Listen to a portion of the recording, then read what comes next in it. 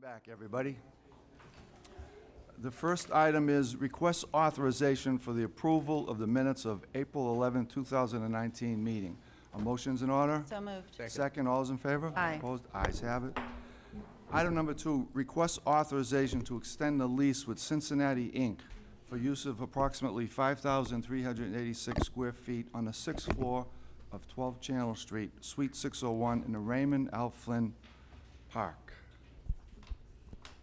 Good afternoon, Maureen, Mr. Chairman, take it away. members of the board.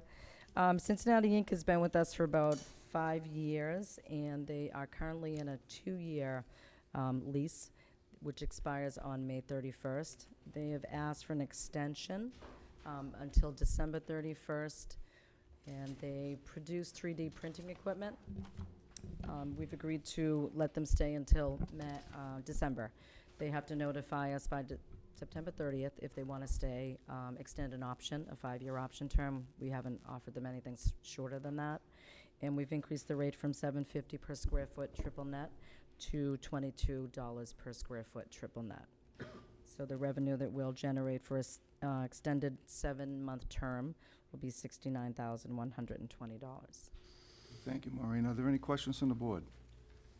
Hearing none, a motion's in order? So moved. Second, all those in favor? Aye. Opposed? Ayes have it. Thank you, Maureen. Item number 3, request authorization to amend and extend the current 5-year lease agreement with the Boston Transportation Department for the use of 10,000 square feet on the first floor of 12 Channel Street, Suite 105, in associated parking within Raymond L. Flynn Marine Park. Maureen. In 2015, Boston Transportation Department became our tenant after the bridge to the Long Island shelter was taken down. So they've been there for 4 years now. They have 1 more year left on their 5-year lease. They didn't do any improvements when they moved into the building because it was rather expedited to move the shelter over to where their former building was. In April, we were informed that they received about $200,000 in funding for improvements to the space. So they have asked for an extension, an amendment, and an extension to the lease for 5 years. And that is why we're here today. Okay, thank you. Are there any questions from the board? Hearing none, a motion's in order? So moved. Second, all those in favor? Aye. Opposed? Ayes have it. Thank you, Maureen. Thank you.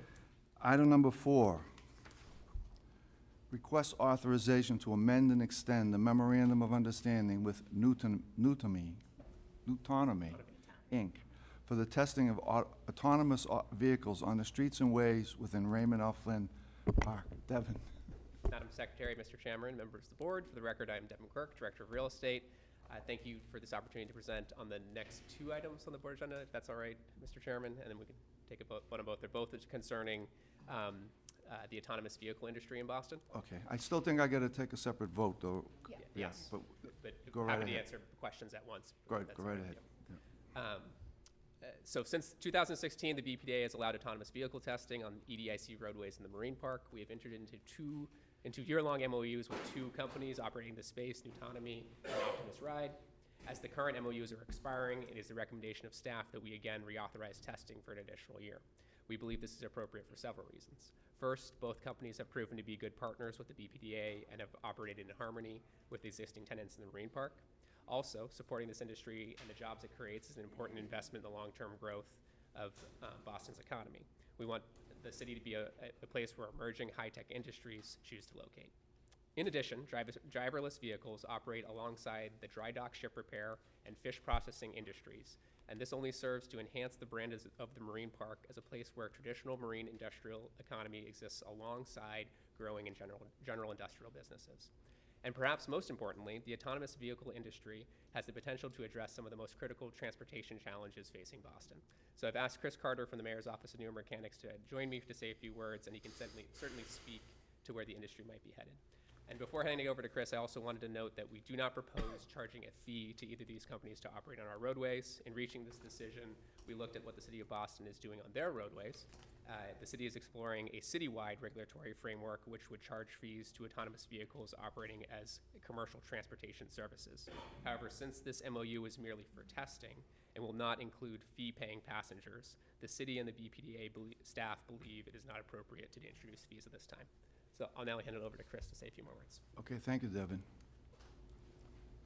Thank you, members of the board. I'll be extremely brief because Devin took most of the things I was going to talk about. But the autonomous vehicle program that was started under executive order from Mayor Walsh in 2016, November 2016, was set out to address some of the primary goals that were identified by residents during the Go Boston 2030 planning process. That was, how do we make our streets safer? How do we make our transportation system more accessible and more reliable? Current research shows that human-related crashes are responsible for about 94% of the crashes on our roadways. Last year in the city of Boston, we had 10 people that were killed as a result of crashes, over 4,000 people that were seriously injured.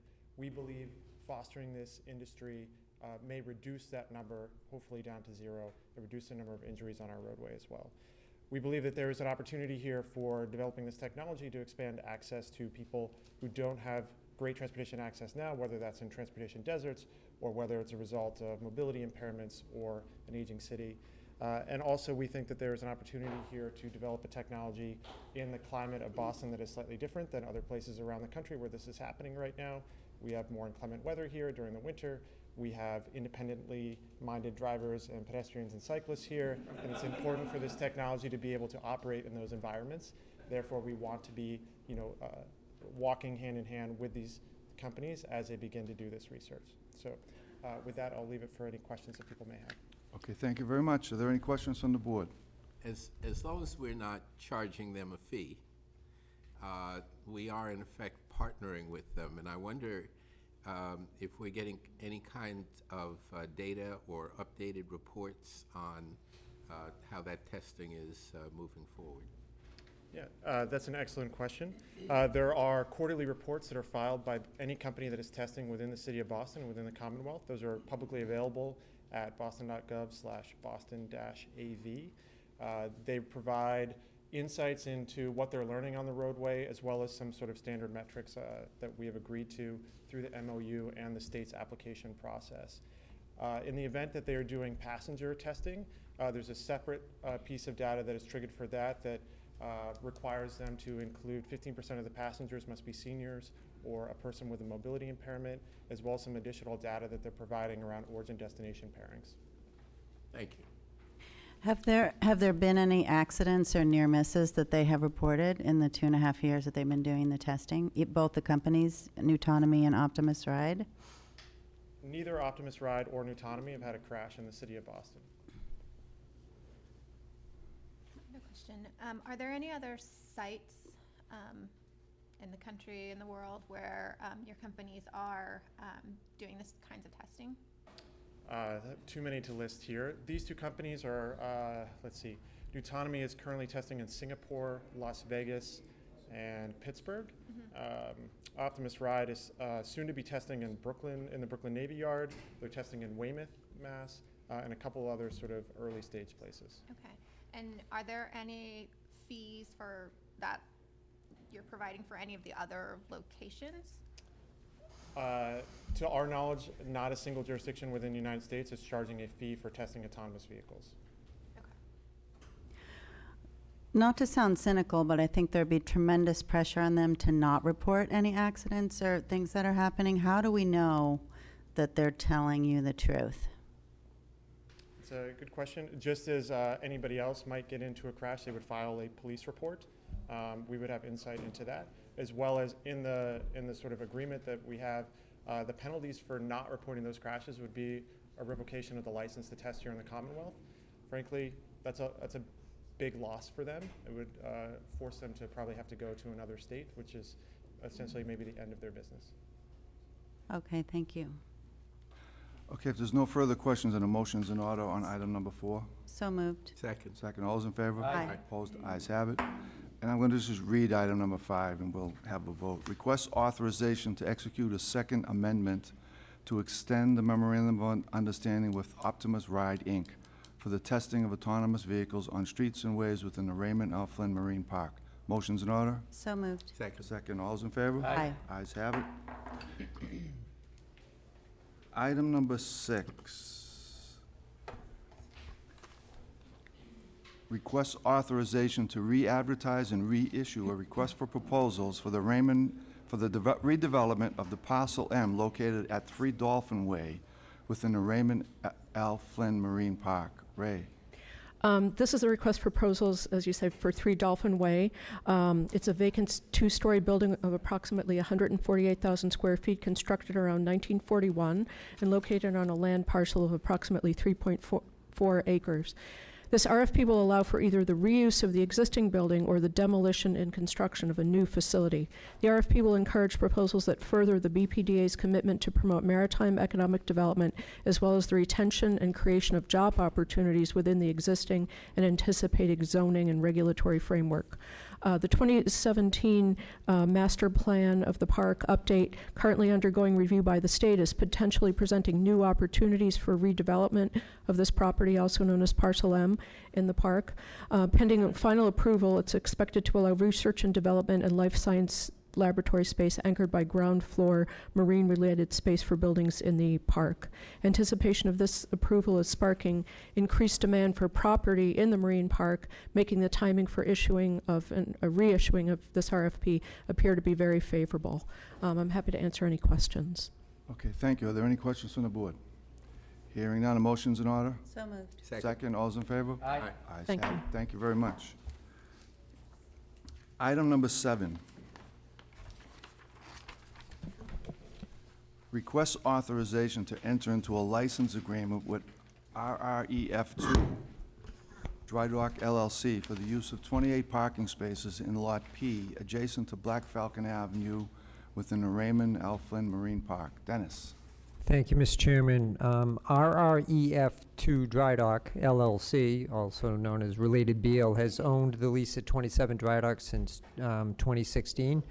They operate the 280,000 square foot building as an investment property with multiple research and development companies as tenants, most notably the Dana-Farber Cancer Institute. In 2017, BPDA entered into a license agreement for 28 parking spaces adjacent to the building located in Lot P, also along Black Falcon Avenue. They subsequently leased those spaces to their tenants. The license expires in May at the end of this month, and we're proposing a new 2-year license at the existing formula to determine rent, which is a 33% premium over the maximum rate in the BPDA garage. So in this case, the current maximum rate is $400 per month. Related Beal will pay to us $523 per space, and over the next 2 years, we should net just over $357,000. Okay, thank you, Dennis. Are there any questions from the board? No questions, hearing none. A motion's in order? So moved. Second. Second, all's in favor? Aye. Opposed? Ayes have it. Thank you, Dennis. Thank Counselor Baker, did you want to speak now, or did you want to wait? I know you have... Yeah. Okay, sounds good. Item number 8 is third quarterly budget reporting. Introduce yourself and take it away. Good afternoon, Mr. Chair, members of the board, Madam Secretary. I am Michelle Goldberg, the Budget Director for the BPDA. I'm happy to present to you a brief FY19 third quarter budget update. I'm joined by our new Director of Finance, Brian Connolly. He brings a wealth of knowledge and experience, and the entire Budget and Finance team is excited to have him on board. We have a few slides to present to you tonight, and then we'll be happy to take your questions. Fiscal year 2019 began on July 1, 2018, and the third quarter runs through March 31st, 2019. The BPDA continues to see favorable performance through the first and second quarter. We are pleased that these trends have enabled us to place funds in our capital reserve fund. The board approved the establishment of this fund to ensure that we are transparent about how we set aside dollars for our capital needs. We will speak about this more when we discuss capital. For revenue, we are running about $19 million ahead of where we expected to be at this point. 2 key items from the first half of the year contribute to this variance. In rental and leases, we saw $3.7 million from our share of Related Beal's refinancing proceeds.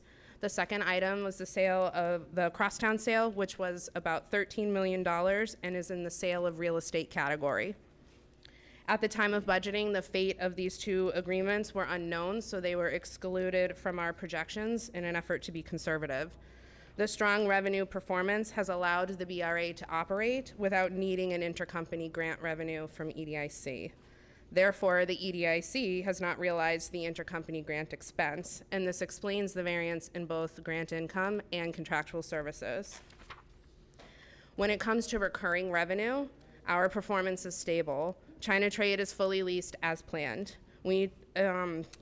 Parking revenue is currently performing slightly below budget. We attribute some of this to the fact that our new lot at V1 opened slightly later than expected and is experiencing growing pains due to traffic patterns. We're looking hard at next year's projections now and have a run rate to fold into FY20. OWD's federal grants are coming in on budget. Therefore, the $5.3 million variance we see in the grant income category is mostly attributed to that intercompany grant behavior. For expenses, the BPDA is seeing favorable variances across all categories. Our headcount has continued to trend below budget as we work to keep up with attrition. This explains why the salary and benefit lines are showing favorable variances. We are working closely with the HR team to ensure that we build effective staff plans for our departments for FY20. Despite the favorable operating expense variances that we have seen at the top level, we have reviewed the details and are seeing higher than anticipated expenses for maintaining our parking lots and operating expenses for China Trade.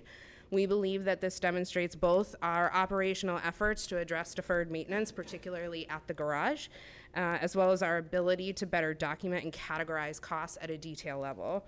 These trends will help inform our future year budgets as we determine which of these expenses are one-time versus ongoing. We can now turn our summary to the capital budget. This is where it gets interesting, guys.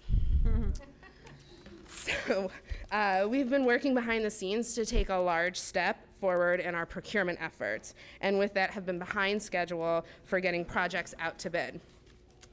I don't think he's here, but as the great Sean Nehill recently said, sometimes you have to slow down to go faster. We have made updates to our bid packets. We've unified protocols, and we've institutionalized internal workflows to bring order to the cross-functional work that it takes to get projects out to bid and awarded. A special thank you to the incredible staff who have helped with the procurement efforts. All that said, these improvements have set the stage for the BPDA to procure for several critical infrastructure projects in the near future. The capital spending is coming.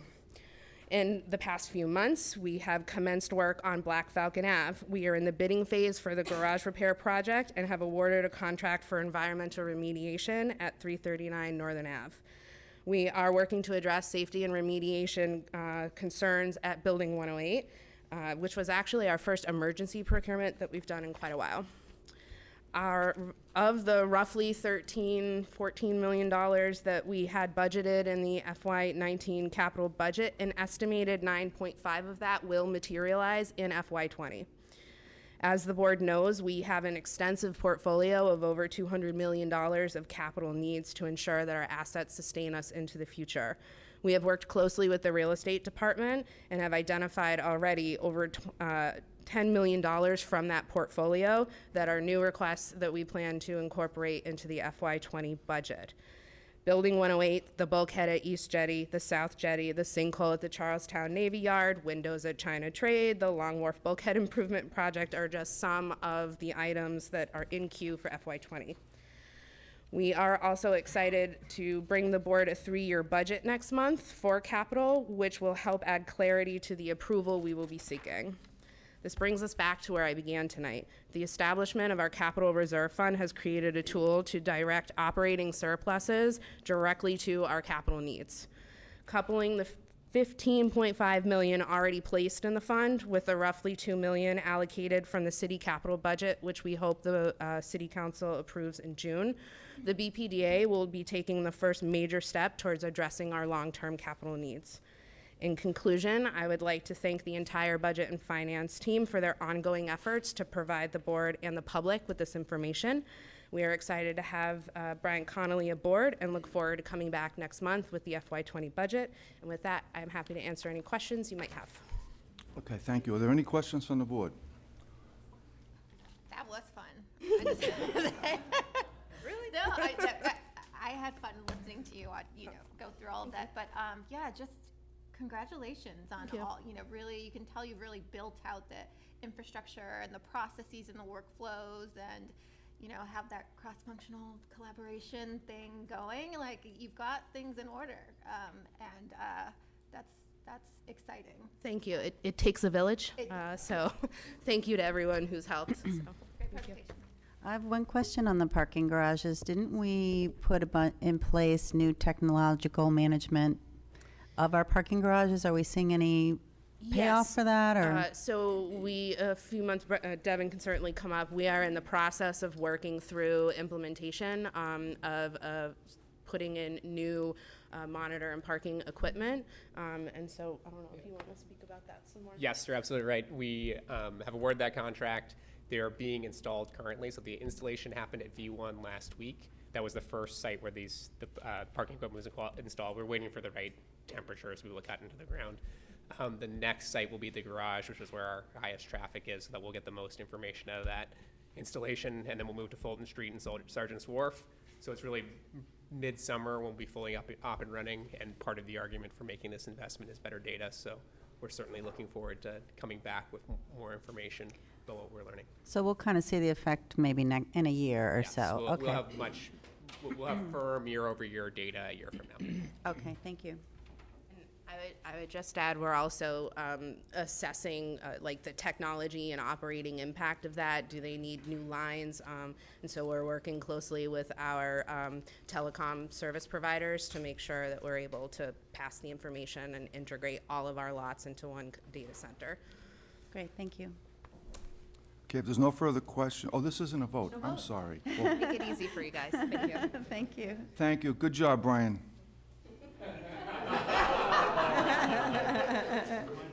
Yeah, you're gonna say, it's first month on the job. Okay, I'm sorry. Number 9, personnel. Thank you, Mr. Chairman, members of board, Madam Secretary. Mine will not be as exciting as Michelle, sorry. This evening on the EDIC agenda, there are some personnel items for your consideration. There are 4 appointments with further details listed for your review in the board memo. The first is Verena Niederhofer. She is a grants manager, would be a grants manager in the Youth and Human Services Department. Lydia Surafias, Senior Program Manager in the Workforce and Policy Development Department. Number 3 is Cecilia Mondesir, to be appointed Budget and Grants Assistant in Administration and Finance. And number 4 is Brittany Thompson, who would be a Finance Coordinator also in the Administration and Finance Department. We have 1 status change for your consideration. It's Devin Wedge, who's a Budget and Grants Assistant. We have 2 travel items for your consideration with details listed in the board memos. The first is Manuel Escovel Echeverria, sorry if I mispronounced that, Senior Infrastructure and Energy Planning Fellow, and also Brian Robinson, who's an Asset Building and Operations Manager in OWD. There is 1 policy and procedure item for your consideration with details listed in the board memo. It's the BPDA travel policy. Approval is requested for updates related to the employee policy. And finally, we have 4 departures with details listed in the board memo. The first is Julie Finns, Budgets and Grants Assistant. Number 2 is Stephanie O'Shea, Workforce and Policy Manager. The third is Lyndon Vincent, Assistant Deputy Director of YOU. And finally, Trent Woodward, Talent and Development Manager. Thank you for Okay, your thank you. Are attention. there any questions on the board? Hearing none, a motion's in order. So moved. Second, all those in favor? Aye. Opposed, ayes have it. Thank you. And I need a motion to adjourn the EDIC meeting. I move we adjourn the EDIC meeting. Second, all those in favor? Aye. Opposed, ayes have it, meeting adjourned. And now I will open the BPDA meeting. The open meeting law requires that I notify anyone recording that this meeting, but please to identify yourselves, and also that I notify the public that this meeting is being recorded. Please be aware that an audio and visual recording of this meeting is being made and broadcast by Boston City TV, which is a part of the City of Boston Office of Cable Communications. Is there anyone here who's recording this? Or, okay. The first item on the agenda is request authorization for the approval of the minutes of April 11th, 2019 meeting. Motion's in order? So moved. Second. Second, all those in favor? Aye. Opposed? Ayes have it. Item number 2, request authorization to schedule a public hearing on June 13th, 2019 at 5:30 PM are at a time and date to be determined by the Director, to consider the development for Planned Development Area Number 123 at 20 Clinton Street, Dry Dock, also known as Parcel E8 in the Downtown Waterfront Faneuil Hall Urban Renewal Plan. Motion's in order? So moved. Second, all those in favor? Aye. Those ayes have it. Item number 3, request authorization to schedule a public hearing on the June 13, 2019 meeting at 5:40 PM, or at a date and time to be determined by the Director, to consider the development plan for Planned Development Area Number 118, Rio Grande Dudley Square Development at 2343 through 2345 Washington Street and 11 through 29 Roxbury Street in Roxbury. Motion's in order? So moved. Second, all those in favor? Aye. Ayes have it. Counselor Baker, did you want to get up and say, I know you have another engagement, I would like to. so please let us know what item you're speaking on, and we'll, Item number 19, it's a neighborhood charter house school expansion. First of all, Mr. Chair, members of the board, thank you for allowing me to speak out of turn tonight. I'm just here to speak in favor of the neighborhood charter house school expansion. It will allow the school to add a gym, 12 classrooms, additional parking, and also a bus turnaround. Through the, through the neighborhood process, I believe we have come up with a better design and also have identified multiple transportation issues that we will be dealing with as time comes. Again, here to just support 21 Queen Street Neighborhood House Charter School expansion. Thank you. okay, thank you, thanks for coming by. We appreciate your comments. Item number 4 from the Board of Appeal. Are there any changes, Jeff? No, Mr. Chairman, thank you. Members of the board, 53 petitions presented to you tonight for transmittal to the Board of Appeal for 3 meetings. 3 meetings? Okay, are there any questions on the board? Hearing none, a motion's in order? So moved. Second, all those in favor? Aye. Ayes have it. Thank you, Jeff. Item number 5, request authorization to enter into consultant services contract with Sasaski Associates, Inc., to assist with the Fort Point District 100-acre open space system in South Boston in an amount not to exceed $99,995.70. Joe? Thank you, Mr. Chairman, members of the board, Madam Secretary. I'm Joe Christo, Senior Resilience and Waterfront Planner on the Climate Change Environmental Planning Team in the Planning Division. This project builds on the public realm priorities identified in the 2006 Fort Point District 100 Acres Master Plan. And it will also advance the recommendations in the 2016 Climate Ready Boston Plan, as well as the 2018 Climate Ready South Boston Report, to assist in protecting the Fort Point District and from coastal storms and future flooding. We have a layout of what the open space network that was called for in the 2006 master plan looks like here. And this plan established the basic street, block, massing, and open space framework for the district. However, the planned open spaces have minimal standards with the exception of dimension, size, and location. Additionally, as I mentioned before, since the master plan was released, Imagine Boston 2030 and the Climate Ready Boston plans have been released. So this project really aims to build off all of this work and establish concept designs, programming standards for the open space in the district, which will focus on connectivity, inclusion, and resiliency. We released the RFP on January 28th, 2019. Proposals were due March 15th, 2019, and we received 11 proposals and interviewed all 11 respondents. To go into a little bit more detail on what the goals of the project are, we hope this will be a guide for future development of open space resources as the 100 acres area is built out. This will provide a vision and programmatic plan. It will also ensure a diverse and balanced mix of uses, develop an interconnected system of open space that relate to each other, ensure design landscapes that are adaptive and resilient, and establish meaningful connections both to the neighborhood and surrounding neighborhoods. The deliverables for the recommended consultant will be reviewing existing information and refining the scope of the project, public outreach and engagement, developing those concept designs, and then developing an implementation strategy as well. The timeline for the project will be 12 months. Our evaluation committee's recommended consultant is Sasaki Associates.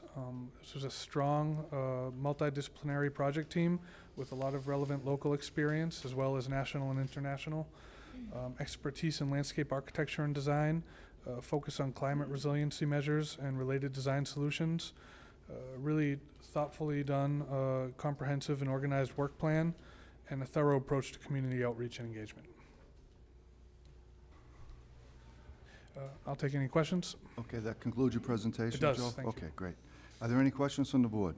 Can you go back to the map and just explain what we're looking at and where the 100 acres are? And Sure thing. that would be helpful. So you have Fort Point Channel at the top of the map there. You have the Gillette property to the left of the first highlighted area.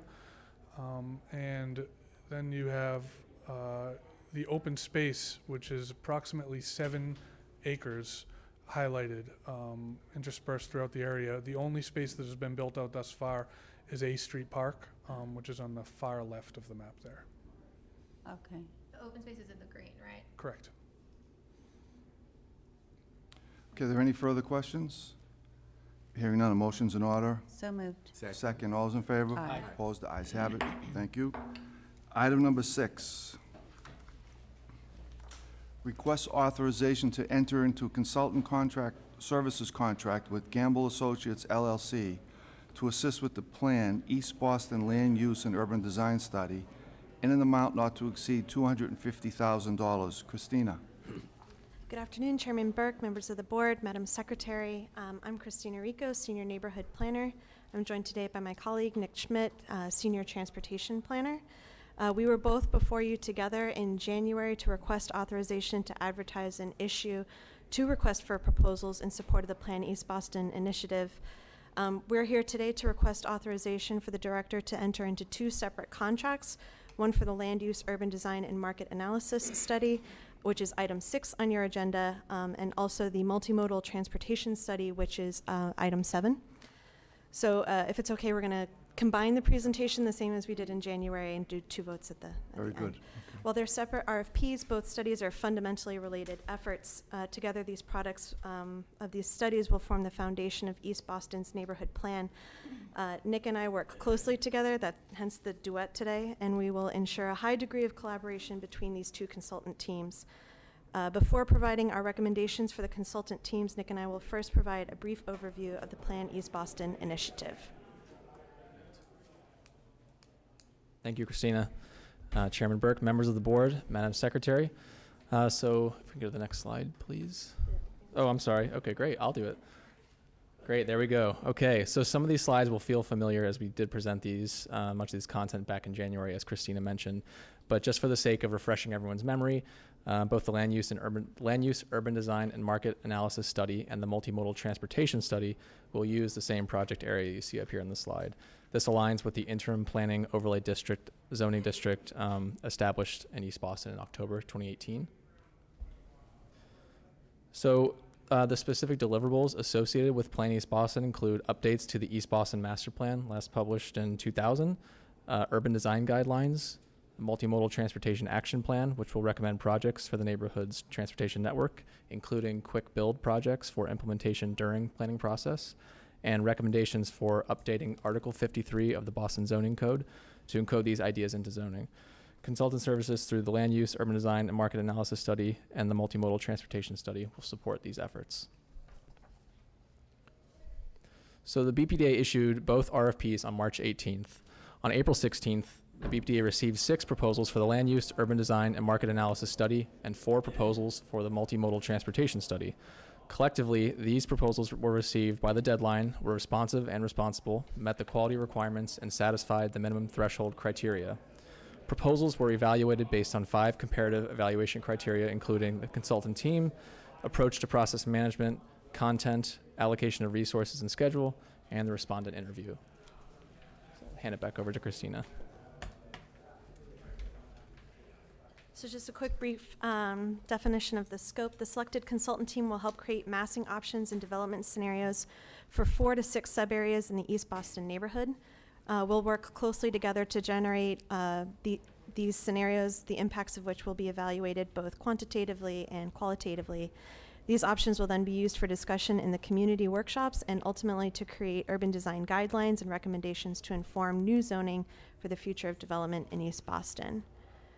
The market analysis portion, the land use and urban design scenarios will be shaped in part by high-level economic feasibility analysis, and tasks associated with market analysis will also include studying potential financing strategies for priority projects or improvements.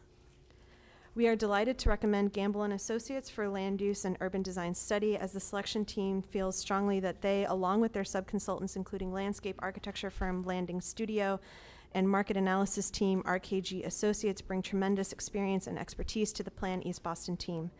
By every measure of the stated evaluation criteria, the Gamble Associates team performed favorably, ultimately scoring as the most highly advantageous proposal by the selection committee.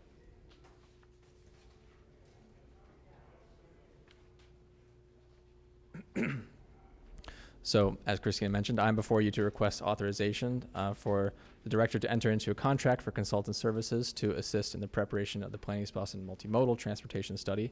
And again, just a quick recap of the scope. So the selected consultant team will support the BPDA in the analysis of East Boston's multimodal transportation network. The BPDA will work with the community and the consultant to identify up to 10 analysis areas within East Boston to focus efforts on locations experiencing transportation challenges today, as well as where future growth is anticipated. Estimating multimodal impacts associated with development scenarios will inform the identification, refinement, and prioritization of recommended policies and strategies and network improvements to be implemented over time, and will help inform the urban design recommendations throughout the neighborhood. As with other recent neighborhood transportation planning projects, a portion of the scope will be reserved for conceptual design services for quick build projects to be implemented during study development. So we are pleased to recommend tool design for the multimodal transportation study, as the selection team feels strongly that they, along with their subconsultants IBI Group and Arup, bring substantial experience and expertise in multimodal analysis and design, including for quick build projects, and using best practice guidelines and techniques. The tool design team has a strong track record with multimodal projects in Boston, including within East Boston, and throughout the greater region and the U.S. By every measure of the stated evaluation criteria, the tool design team performed favorably, ultimately scored as the most highly advantageous proposal by the selection committee. Happy to take any questions. Okay, that concludes your presentation. Are there any questions from the board? When will these two projects be done? The contract is not to exceed 24 months. We hope to move faster than that. So we're allocating about $600,000 for these two projects. What are we doing to assure that these two consultants talk to each other and work with each other and are not operating at cross purposes as far as the community is concerned? That's a great question. So Nick and I will work very closely together as the project managers of both studies. We'll make sure that there are recurring meetings with the individual studies that at times bring the two consultant teams together strategically and when we think is appropriate. And both of these teams have sufficient linguistic capacity to address a very diverse community in East Boston?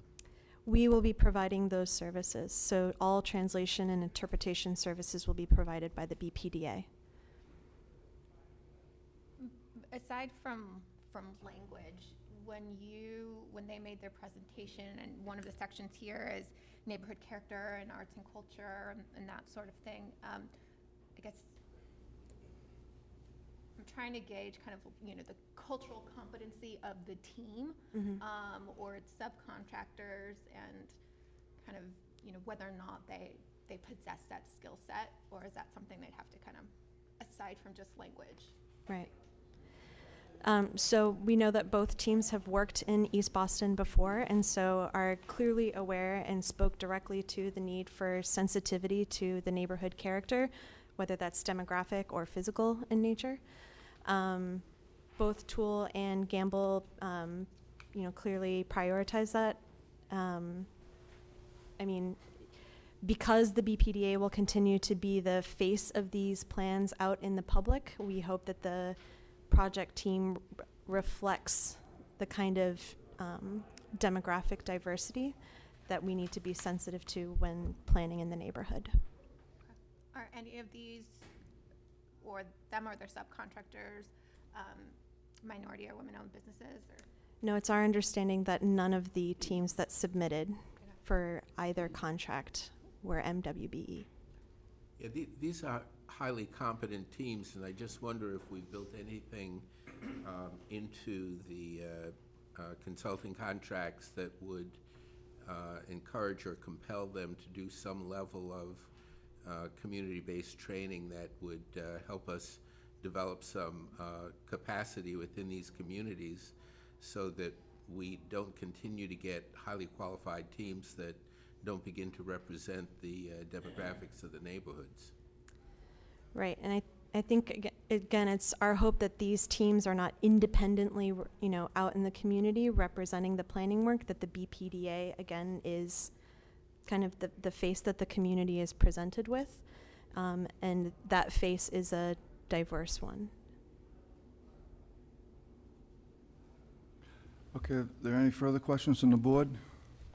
Hearing none, a motion's in order? So moved. Second. Second. All those in favor? Aye. Ayes have it. That's for item number 6. I'm going to read number 7 and just take a vote.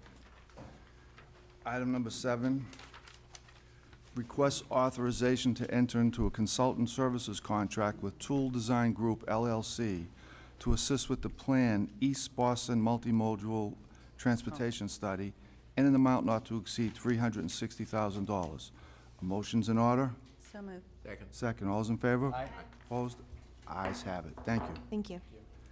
Item number 8, request authorization to advertise and issue an invitation for bids for the atrium painting and repairs at the China Trade Building located at 2 Boylston Street in Chinatown. Paul. Thank you very much, Mr. Chairman, members of the board, Secretary Polimis. Yes, this is a request to advertise for a public bidding at the China Trade Center for the atrium painting and repairs project. As part of doing that review, we utilized our house doctor, Studio NA, who's a WBE firm that we've worked successfully with both at the China Trade Center and other projects as well. The scope of work will be to paint the entire 7th floor atrium space in walls, ceilings, stair towers, columns, and also miscellaneous window repairs. We coordinated the color selection through the BPDA urban design. The project will be solicited in accordance with Mass General Laws, Chapter 149. The estimated construction cost is approximately $350,000, although I'm hearing that painters are at a premium right now, so we're doing a solicitation both for WB, MBE painters as well as DCAM certified painters as well to let them know. So once we get the bids back, we'll be coming back to the board to indicate who the lowest eligible qualified bidder will be, and I'm estimating that that time frame is probably sometime in August. So if there's any other questions with that, I'd be happy to answer those. Okay, thank you. Are there any questions from the board? Hearing none, the motion's in order? So moved. Second. Second. All those in favor? Aye. Ayes have it. Thank you very much. Thank you, Paul. Item number 9, request authorization to enter into a contract with Gone Green Electric Company, Inc. for the electrical repair and maintenance for BRA-owned properties for 1 year in an amount not to exceed $50,000, with 2 one-year extensions options not to exceed $50,000 per option year. If both options exercise, an amount not to exceed $150,000. Richard. Mr. Chairman, members of the board, Secretary Polhamus, good afternoon. Here requesting authorization to enter into a license agreement with Gone Green Electric. They were the lowest, most qualified bidder of the 2 bidders that submitted proposals to us. Okay, any questions from the board? Hearing none, a motion's in order? Oh, sorry, go ahead. There's a substantial difference in the bids that were received. Yes, there were. Have we worked with this contractor before? We have worked with this contractor before. So we're The difference- confident that they have the capacity to do this? Yes, the difference in the bids was a price on a master electrician as opposed to journeyman and apprentice. So 99% of the electrical work that we have is replacing bulbs and ballasts and lights. So that's something that I'd probably get fired if I were paying a master electrician to do that work. So we bring in a master electrician when we have very serious issues, but for the electrical contract that we have, you know, it's basically routine maintenance that we have. Dick, would you mind if I added to that? No, of course not, Laura. Hi, I'm Laura Melly, the Deputy Director of Real Estate Administration. I believe the numbers that the board members have in front of them may reflect that the other vendor had a $71,000 price. Is that correct? So they had a bit of a minor informality rounding error. That was actually their total price for 3 years.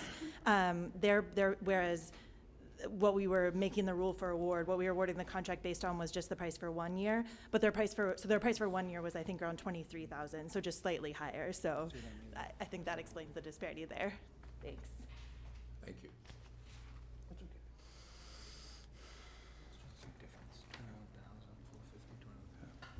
Okay, if there's no further questions, then a motion is in order. So moved. Second. Second, all those in favor? Aye. Opposed? Aye. Ayes have it. Thank you. Thank you, everybody. Item number 10, request authorization to enter into an amendment to extend the lease with the Massachusetts Port Authority for an additional 90 days for the use of approximately 147,505 square feet of parcel P-8A2 located on the southwesterly side of the terminal in the Charlestown Urban Renewal Area. Ray. Well, thank you, Mr. Chairman, Madam Secretary, and members of the board. I'm requesting approval of a 3-month extension to this lease. It's a long-term lease with Massport, Massachusetts Port Authority, for this BPDA parcel known as Little Mystic. As you said, it's located on Terminal Street in Charlestown, and this lease terminates on May 31st, 2019. Little Mystic is subleased by Massport as part of the Boston Auto Port, which is home to a dozen maritime industrial businesses which employ hundreds of workers on site and indirectly employ many more. Little Mystic parcel plays an integral role in the overall operations of the Autoport's import-export operation by providing extra car storage capacity, thereby greatly increasing their efficiency. And given the existing very high import-export volumes, Massport and the Autoport are seeking a lease renewal of the Little Mystic parcel in order to sustain their current operations. So therefore, we're seeking a 3-month extension to this existing lease with all of the same terms that are presently in effect.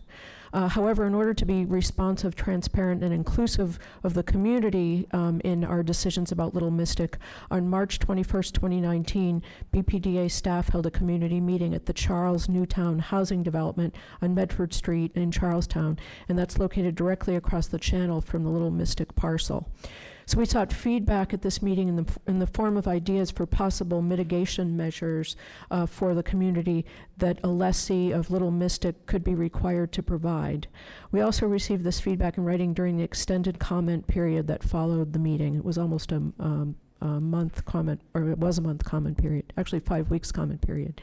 So the temporary lease extension we seek today will allow us to, 1, confirm that a longer-term lease renewal is in fact appropriate, 2, analyze the feedback we received from the community, elected officials, and nonprofits regarding possible mitigation measures that the BPDA could require of Massport or any other industrial lessee of the Little Mystic parcel, and 3, provide us the time necessary to negotiate the terms of a new longer-term lease for the Little Mystic parcel, including determining an appropriate rent for the property based on an appraisal which has been recently completed for the property.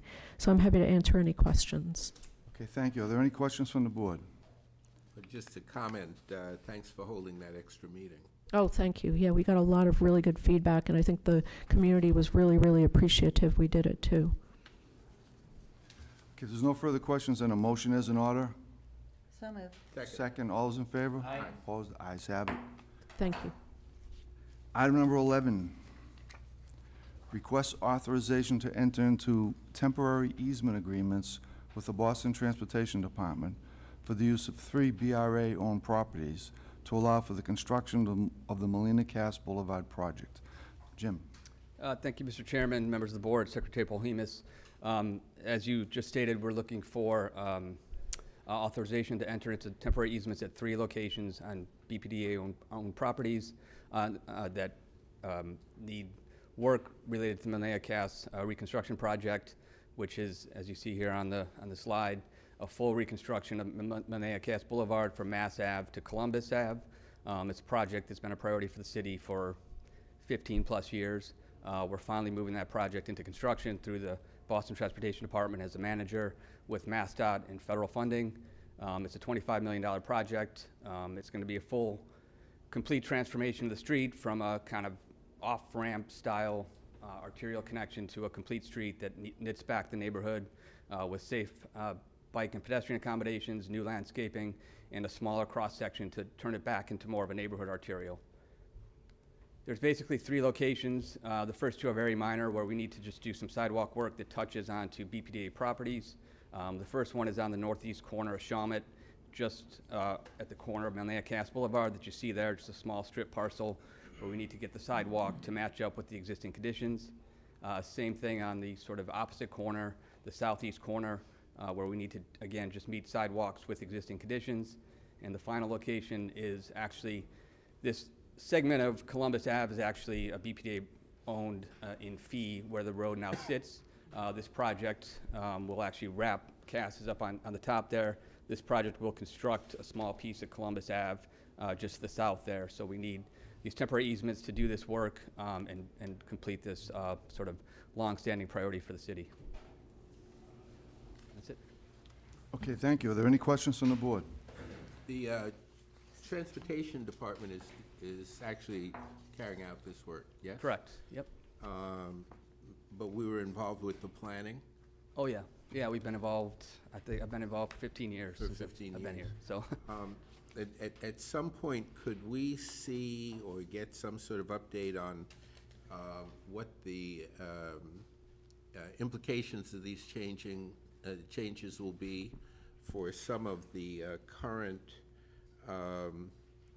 traffic flow through in that area? And I'll just say I'm particularly concerned, given that Boston is now the most congested city in America, as to what the impacts would be, particularly for emergency vehicles moving through this area from the Southeast Expressway to the hospitals, because this is the major pathway from the South Shore to our major hospitals in the medical area.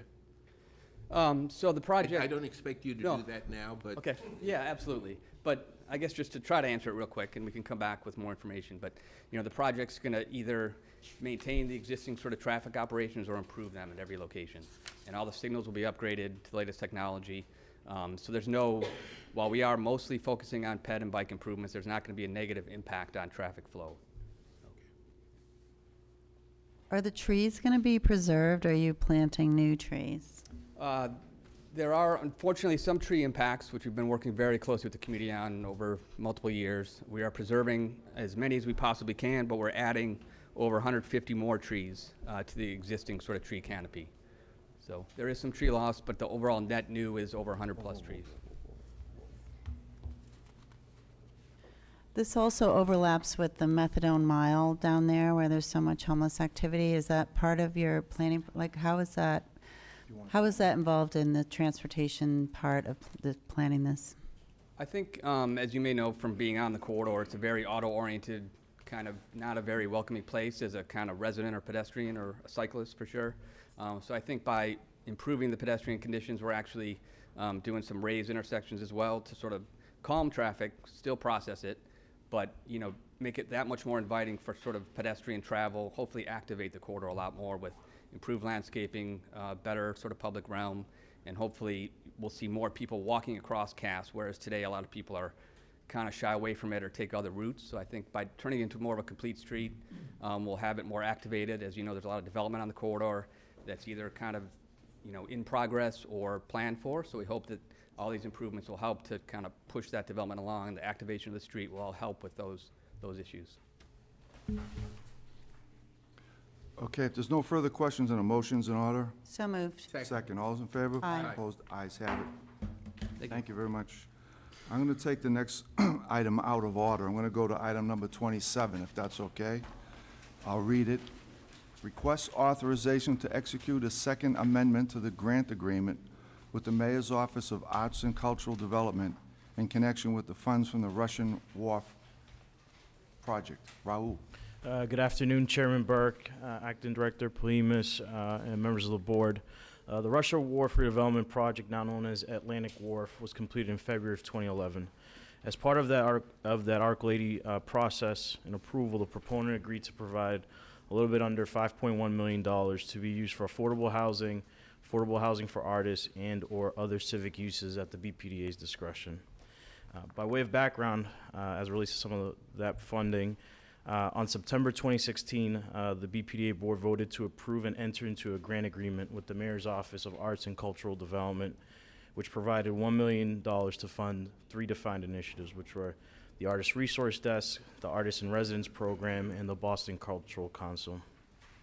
Following that, on November 16, 2017, the BPDA voted to authorize an amendment to that grant agreement to provide an additional $690,352.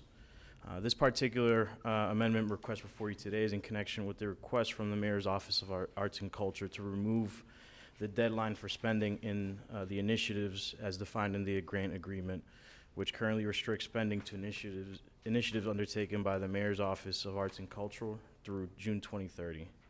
Additionally, it corrects an error relative to how grants from this initiative are allocated to artists through their internal processes. I'm also joined by Carol Elliott Ortega, Chief of Arts and Culture, should you have any questions. Okay, thank you, Raul. Are there any questions from the board? Are we memorializing any particular processes to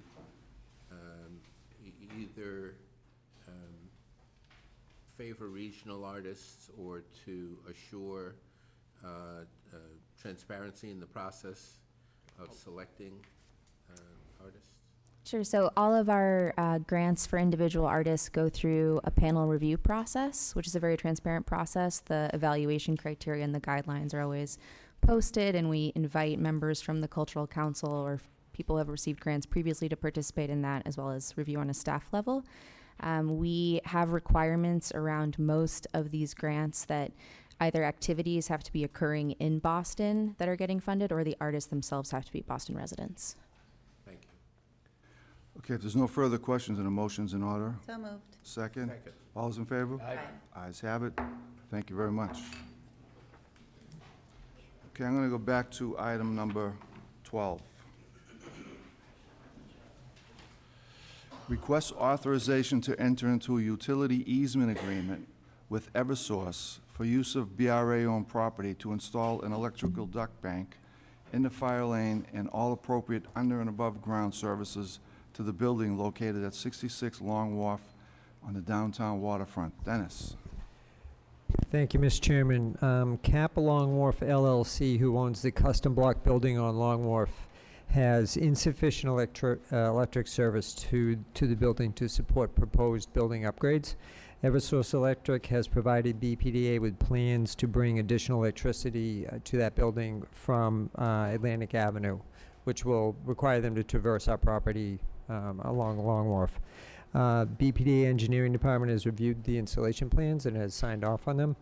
We're requesting permission to enter into an easement agreement with Eversource Electric to install the necessary conduit to the electric service installation.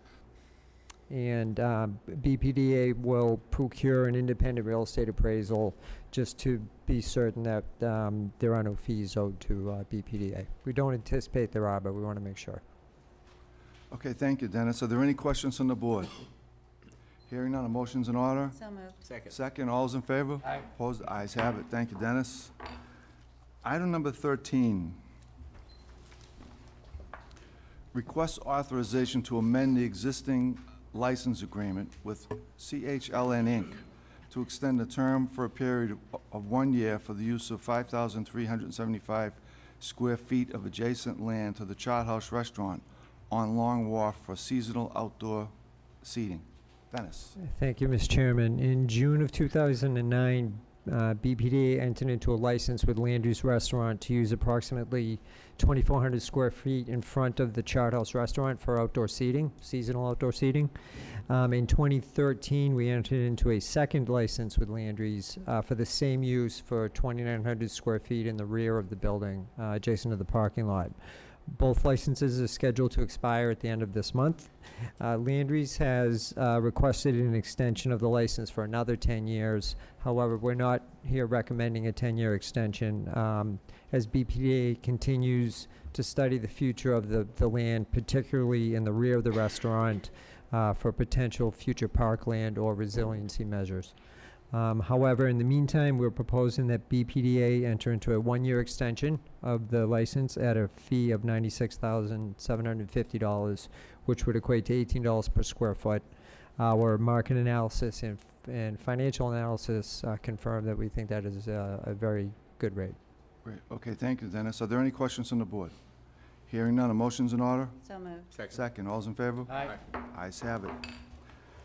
Item number 14. Request authorization to enter into an amendment to the license agreement with Cap Long Wharf to extend the license term for a period of 1 year for the use of 15,000 square feet of land adjacent to the Chart House Restaurant. This the same thing? It is the same company, but a different thing. Okay. In 2009, BPDA entered into a 10-year license agreement with the then owner of the Custom Block Building, Long Wharf LLC, to lease the parking lot adjacent to the Chart House Restaurant, as opposed to the outdoor seating areas.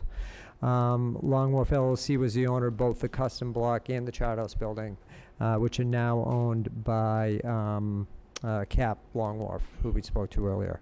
The parking is used for tenants of the Custom Block Building and visitors of the Chart House. The license also expires at the end of this month. For the same reasons I mentioned for the outdoor seating of the Chart House, we're not recommending a 10-year license, but a 1-year extension.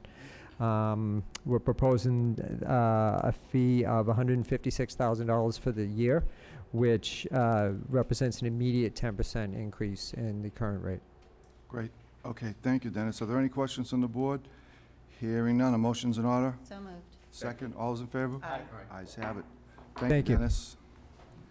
Item number 15, request authorization to extend the tentative designation of Madison Tropical LLC as redeveloper of a portion of Parcel 10, also known as Parcel B, in the Southwest Corridor Development Plan, and to extend the license agreement for the continued use of Parcel 10B for parking.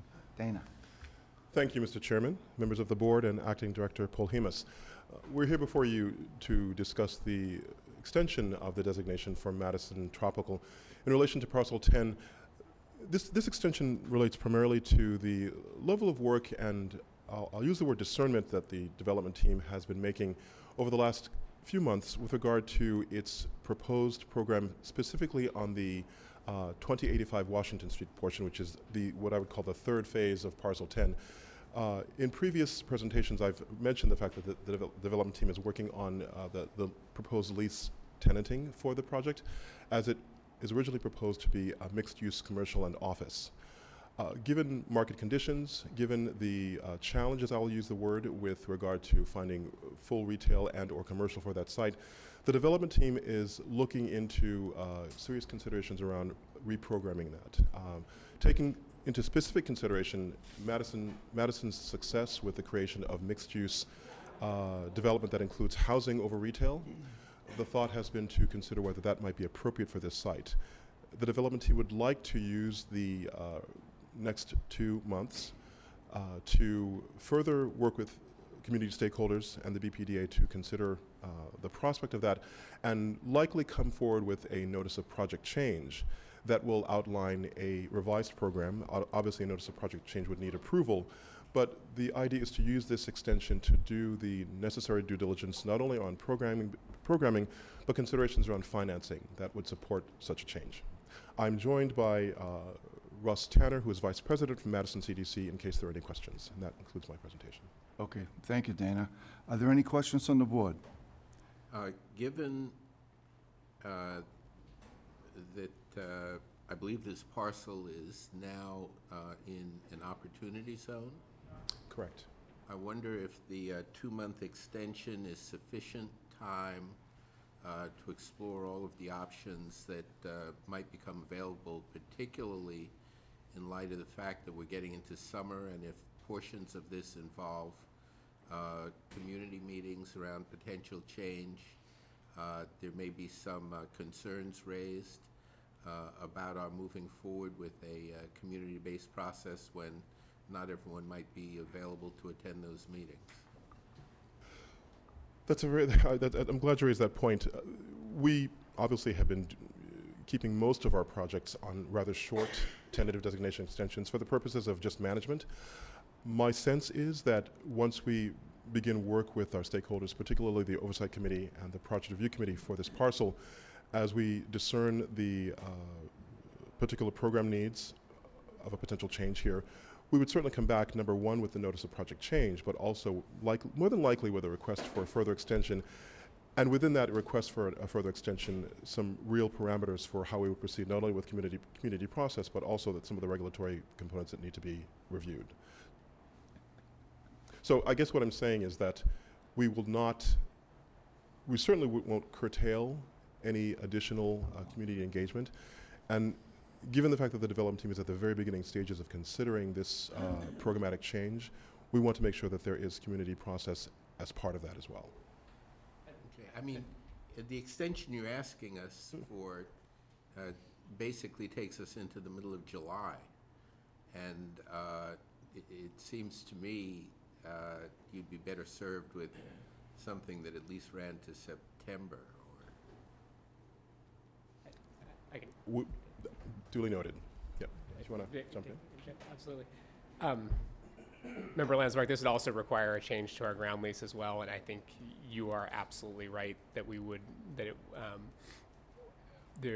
if we go forward with a change to allow to allow residential instead of commercial, we will not accomplish that in the next 2 months. So we're asking for this 2-month extension, knowing full well that if we proceed in this direction, we will be back to ask for further extensions.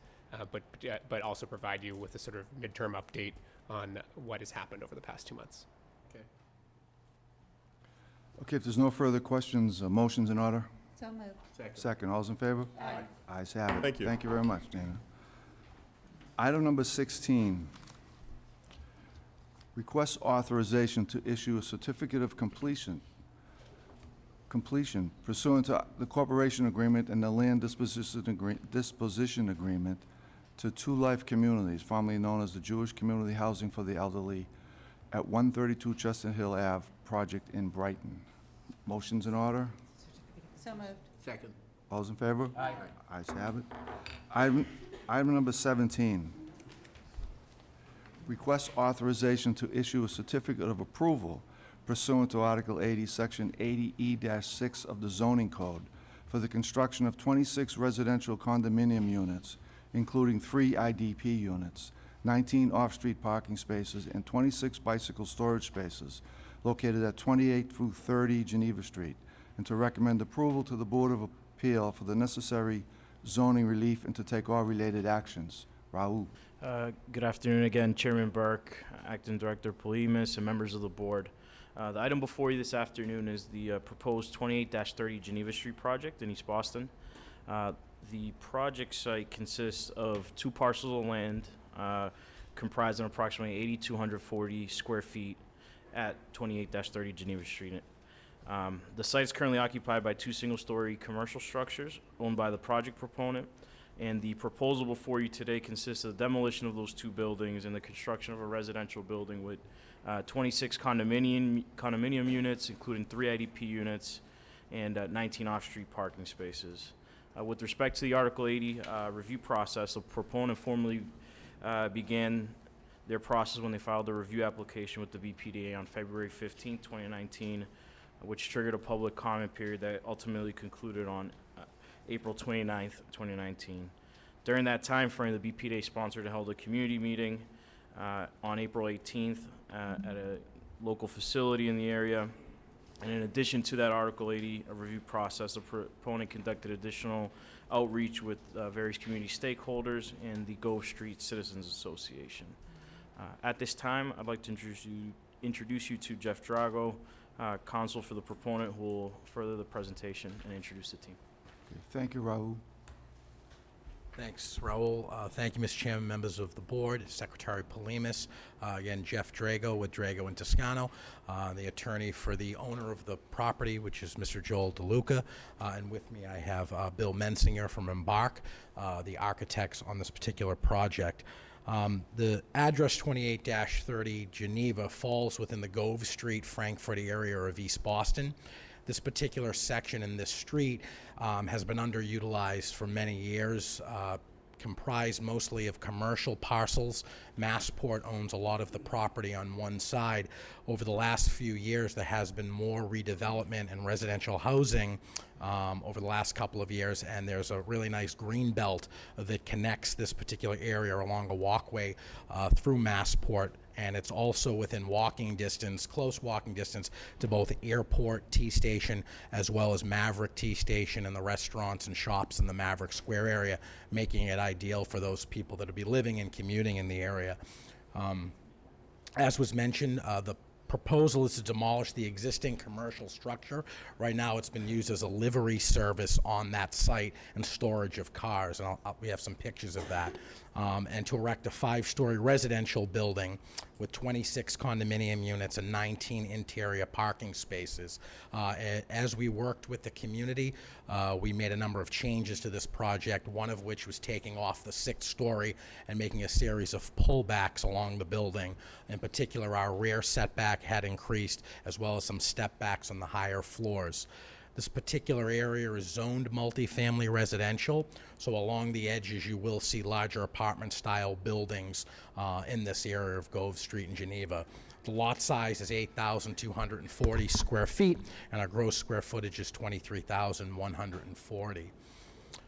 These are just some aerial views. As you can see, along the smaller white 1-story building is that commercial building where our parcels lie, but you can see some of the larger buildings and some of that green space across the way owned by Massport. And that's just a shot down Geneva as you look, with our property being on the left. This is actually a private way. So a lot of the infrastructure has not been updated. As part of this project, sidewalks will be put in and so bring some life to this area. That's just the livery service in its current conditions. And this is just quickly our site plan. So all of our parking will be on the ground level on the first floor, along with our entry and our trash room for the residents of this building. So we did get to a point of 19 parking spaces, which we felt was a good number, being so close to both of those T stations as well. And this just gives you an idea, sort of the height and massing of the building as we stepped it in, and we removed that 6th floor as well. And just a point to note, there'd be 3 IDP units as well on site in this building. And that's just, you can see the exterior with terraces for many of the units. And that's just another shot from a sort of a different view. And again, that concludes the presentation. We can answer any questions that the board may have. Okay, thank you very much. Are there any questions from the board? Hearing none, a motion's in order. So moved. Second, all's in favor? Aye. Opposed? Ayes have it. Thank you. Thank you very much. Congratulations. Thank you. Item number 18. Request authorization to issue a certificate of approval pursuant to Article 80, Section 80E-6 of the zoning code for the construction of 24 residential compact living units, including 3 IDP units, 1,625 square feet of ground floor shared amenity space, and 5 off-street parking spaces located at number 9 through 11 Burney Street, and to recommend approval to the Board of Appeal for the necessary zoning relief and to take all related actions. Tim. Good evening, Mr. Chairman, members of the board, Madam Secretary. The project site is located in Mission Hill on one 2,975 square foot vacant parcel at 9 Burney Street, an additional 2,975 square foot parcel at 11 Burney Street, upon which sits a 3-story wood frame structure, and an approximately 1,597 square foot subdivision of 1509 to 1520 Tremont Street. The proponent proposes to construct a new 4-story residential building totaling approximately 23,975 square feet. The building, designed under the city's recently adopted compact living policy pilot, will include 24 residential rental units, approximately 1,625 square feet of ground floor shared amenity space, and 5 accessory off-street parking spaces located in the building's street-level garage. An approximately 2,853 square foot laneway between the building and the rear of the existing buildings on Tremont Street will provide open space and potential seating for Tremont Street businesses. The proponent filed a small project review application for the proposed project on January 2nd, 2018. The proposed project has been the subject of 4 BPDA-sponsored public meetings held in the neighborhood over the past 16 months, the most recent of which was held on April 29th, 2019. The proposed project has undergone substantial changes as a response to concerns raised by the community during the public review process about height, density, and use. The project was originally proposed for 6 stories, with 31 residential units and a 1,900 square foot ground floor retail space targeted for a restaurant use. Responding to community concerns and using the compact policy, the proponent has made the project progressively less tall and less dense and has eliminated the problematic retail use on the ground floor. BPDA staff believes that the proposed project will be a positive addition to the Mission Hill neighborhood and is recommending approval of the proposed project. I'll now ask the development team to introduce themselves and present the project, and I'll be happy to answer any questions afterwards. Okay, thank you very much. Mr. Chairman, members of the board, I'm Michael LeBlanc with UTIL, architect for the project. I'll take you through a quick walkthrough it here. Just to show you the context we're working in here, our project site is located here on Burney Street, just off of Tremont, between the orange line and green line here, between Brigham Circle and where Tremont kind of bends around the corner to the west. We're located between those 2 subway lines as well as along multiple bus lines and with bus stops here, so we're really a transit-rich location. Just a quick look at the block here. This is Tremont Street running this way, Burney Street here. The project location is here, set back behind a row of brick 3-story buildings that are up on Tremont Street. So if you from Tremont Street looking up Burney, you can see the corner here, Milkweed, which was Milkweed, recently renovated by the proponent as part of a kind of rejuvenation of this block here. You can see the site kind of back behind that brick building there. This is kind of moving up Burney Street, looking closer towards it. This is a view kind of looking from the back alleyway back towards Burney Street here. What you can see is that currently the condition of the backs of these buildings are essentially a parking lot with multiple areas of back of house, trash, recycling, storage, things like that. This is one of the main problems that this project's trying to rectify as part of the site plan. Quickly looking at the ground floor, this is the Burney Street side here. Here's our residential entry. This is our vehicle entry. We've got 5 parking spaces inside, and we have the 2,800 square feet of community common room within the building for the residents of the building. One important thing to kind of point out here is on our ground floor, we've got 3 different internal ventilated trash areas. One is for the residents of our building. Another is for the residents of the front Tremont Street buildings to rectify the trash situation behind. And then a third is for the commercial tenants of the Tremont Street buildings. So all of that trash and recycling that is currently out and behind those buildings will now be internalized out of the public realm and in a well-ventilated space. Here's a view of the project now, so again, this is Milkweed here, looking up Burney Street.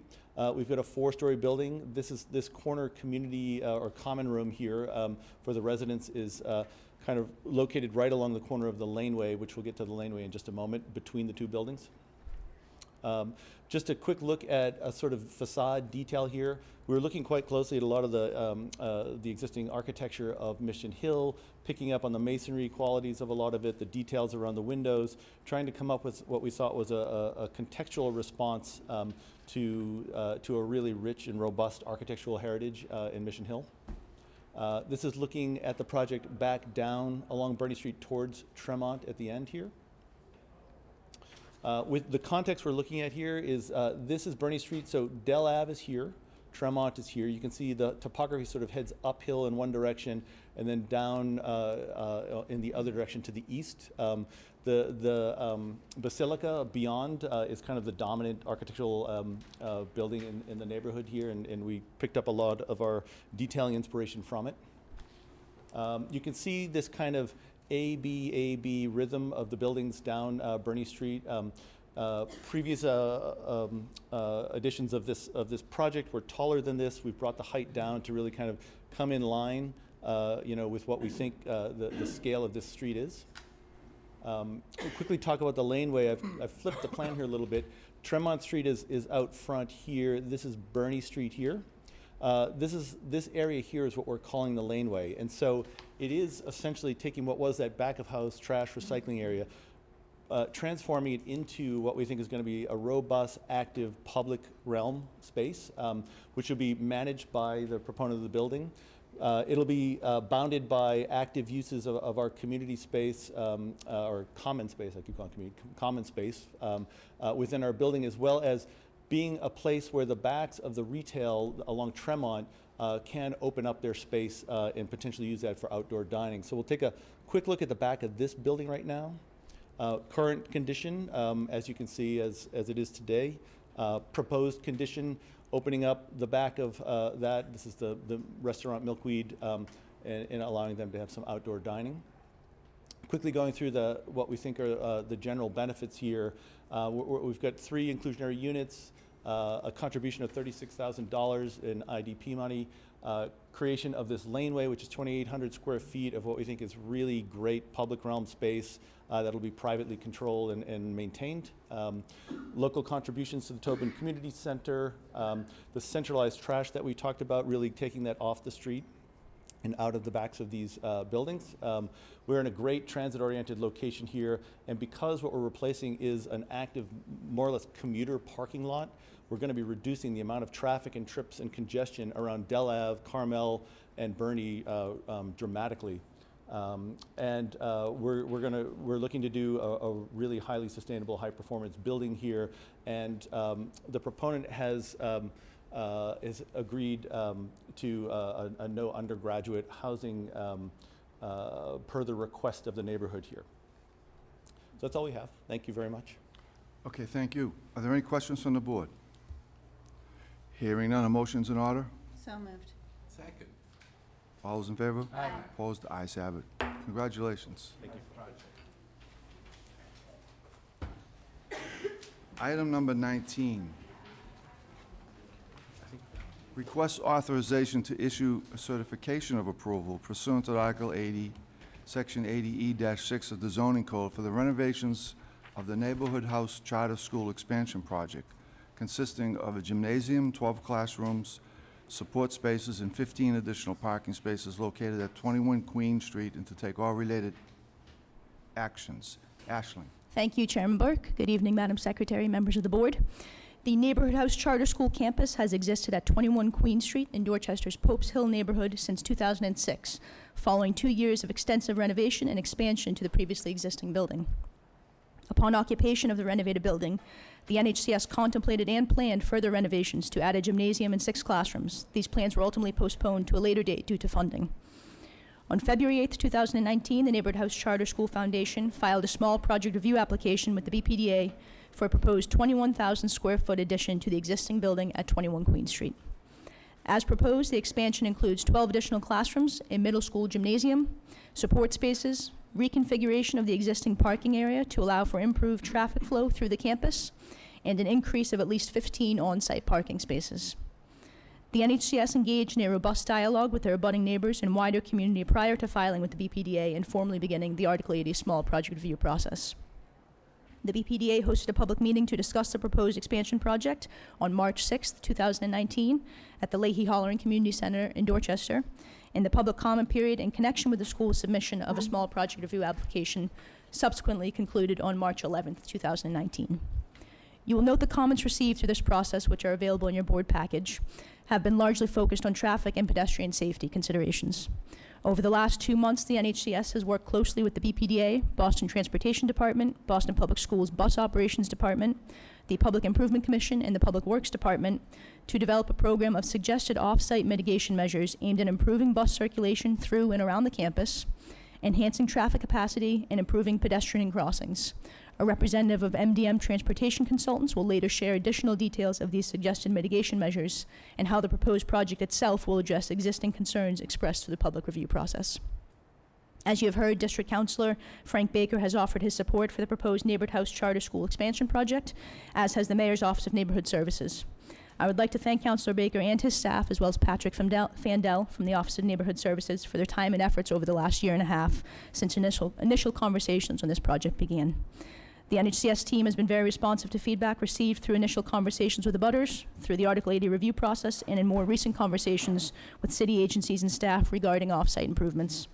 Through this review process, it became evident that there are many existing concerns regarding vehicular and pedestrian safety throughout the immediate neighborhood. The Neighborhood House Charter School is committed to being a part of the neighborhood-wide solution to these issues. The BPDA and the Mayor's Office of Neighborhood Services, together with assistance from the Boston Transportation Department and Councilor Baker's office, intends to re-engage with the Pope's Hill community regarding these concerns at a neighborhood-wide level. BPDA staff is pleased to recommend this board's approval of the proposed Neighborhood House Charter School expansion project. We're joined this evening by Kate Scott, Executive Director of the NHCS, Dennis Quilty, Project Attorney, a representative of MDM Transportation Consultants, and Jessica Bissett, Project Architect. We'll be happy to answer any questions the board may have at the conclusion of the team's presentation. Okay, thank you very much, Ashley. Thank you. Good afternoon, Mr. Chairman, Madam Secretary, members of the board. We'd first like to thank Ms. Kerr and the BPDA staff for their help during this project.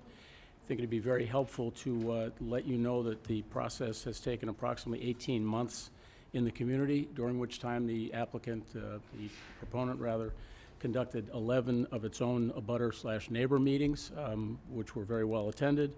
The project was reduced in size from roughly 30,000 square feet when they began to today's 21,000 square feet.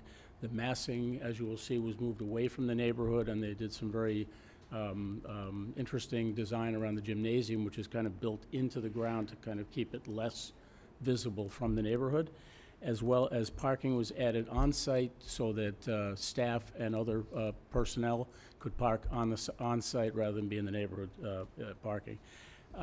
We will quickly go through. I'd like to introduce Jessica Bissett from Arrow Street, who could give you a project overview, and then we do have Dan Dumas from MDM Transportation to discuss the various changes that were made throughout the neighborhood process. Again, thank you very much for your time. Okay, thank you. Hi, I'm Jessica Bissett with Arrow Street. I'm just going to walk you through our proposed project right now. As Dennis Nashing reviewed already, we're seeking, it's 12 new classrooms with a middle school sized gym, and I'll show you the parking and traffic flow as well. To orient you to our site, this is Pope's Hill Community, and the school is located almost at the top of the hill. You access it this is Queen Street right here, and Claymont Terrace. You can come up, and the current parking is on the side. There's a 5-story piece of the building and a 3-story newer addition. This is a plan that you're looking at of the current condition today. The blue represents where the building is sited today. And again, this is Queen Street, just to orient you, as well as the small Claymont Terrace. The proposed building, which you can see in the orange color, represents the 3-story 12 classroom wing off the end of the addition, as well as the middle school size gymnasium that they're both located in proximity to face Queen Street and have a presence on Queen Street. To walk you through the proposed site plan, as was mentioned, there are proposed improvements to the parking area. The current parking area is to the south of the site. We're proposing to expand the parking in that current location to achieve a minimum of 70 spaces. The access would be off of the intersection of Queen Street and Claymont Terrace, and I have a slide showing you the circulation pattern in a moment. The gymnasium, as I mentioned, is located here. There's a small connector to the existing building, and then a 3-story addition for the classrooms. As far as landscaping goes, we are making an effort to keep as much as the current green space as we have. Again, we are expanding the parking in its current location, keeping a green lawn to the west of the property where we have neighborhood abutters. There is a parcel of land actually across the way of Queen Street that the Neighborhood House Charter School owns, and that will remain recreational use only. We're not proposing to change the use of that parcel. There are 2 entrances being proposed, one off of Queen Street to accommodate the bus sequencing, and one directly off of the proposed parking area, as well as improvements to the intersection to improve pedestrian access up the Claymont Terrace Hill, as well as around the building. You'll see a section through the site. The site is actually located on a pretty steep hill, and we have strategically located the massing of the gym into that hill to minimize the scale within the neighborhood. So this is the section I'm referring to. This is a section cut through that parking area. The existing 5-story building is beyond. The new gymnasium is right in this area, and you can see that dashed line shows how much we're actually sinking the building down into the grade so that the massing fits within the context of the residential area. And there is, as you can see, an entry directly off of that parking area. This is the current view that you would see today from Queen Street, essentially the entry sequence that they have into their parking lot, as well as the ramps that they have up the sidewalk to get to the entry, which is sort of right where I'm pointing. And then this is the proposed view of essentially the same perspective off of Queen Street today, where you can see the gymnasium to your left, and then the 3-story classroom extension with the new entry off of Queen Street. This is a perspective from the proposed parking area, again showing how the massing of the gym is down almost a full story into the earth, and then the second entry off that parking area with improved landscaping around the site and improved landscaping within the parking. The bird's eye view from the south, looking back at the building. And then just to run through the circulation pattern here, currently today, the buses travel up Claymont Terrace and they queue onto Queen Street for their drop-off and pickup zoning. We are proposing that that sequencing remains the same. The cars, could come up Claymont Terrace. It's a one-way, except for to abutters. They would enter the site, and we have changed the pattern of the parking so that we can accommodate the drop-off and pickup sequence for over 20 vehicles right onto our site. They would enter the site, queue, turn, and then we've created a long drop area for about 7 cars that then they could drop off and pick up. So we're trying to separate the circulation of the buses as well as the cars sequence. And then, as I mentioned, there's 2 entry points so that if you are coming by bus, there's a direct entrance to the building, or if you're dropping off by car, there's a second entrance.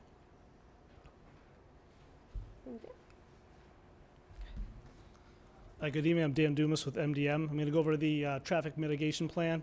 As you heard, we're going to have an increased parking on site, try to get some of the, probably all of the employees onto the site. We're going to have increased queue storage area for pickup drop-off, an increased circulation, but there also, with a nominal increase in traffic due to the increase in students, the school is going to design and then implement several key features within the area intersections to improve pedestrian safety as well as vehicular capacity. So we'll start with the first intersection here. It's King and Queen Street. We're gonna remark the crosswalk, and then across the street we're gonna put some diagonal pavement markings in there to further restrict illegal parking. On this corner here, we're gonna add some pavement markings and some delineators. That's gonna help the bus turn movements. Out at King at Neponsit, we're gonna add a striping for a 2-lane approach to help the traffic. We're also gonna put a do not block the intersection pavement markings and signage, remark the crosswalks, and then down at Claymont Terrace, down in the bottom down here, we're gonna put in some striping after the existing on-street parking to help turns mostly from school buses to get in there with easier access. If you have any questions, we'd be happy to answer them. Okay, thank you very much. Are there any questions from the board?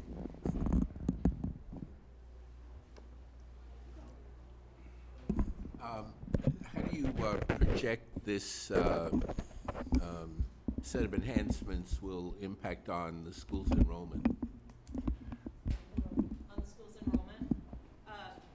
So the intention is to return 8th graders who are currently being educated at a site about a mile away back to this campus, for a total of about 72 more students returning to this campus. Any further questions? Yeah, so this mitigation plan, has the public been made aware of this yet? Have you presented this to the abutters and got feedback from them on this particular plan? Yep, so we left it at the public meeting that the schools team would come back and work with city staff, BPDA staff on exactly this type of plan. The mitigation memo the BPDA received is available on our website on the project webpage for public view. Okay. And I mean, there's definitely a lot of concern around this traffic pattern, and I think we definitely received a lot of feedback about it. There was one thing about kind of making sure there was appropriate access for emergency vehicles and things like that, and we saw pictures of how it gets really congested there. Is that addressed here in this plan? So if we go back to this plan here, what this plan will allow us to do is, current conditions today, the parents come in here, they drop off approximately in this one corner. They can drop off one car at a time. You can fit about 2 or 3 cars in prior to the crosswalk.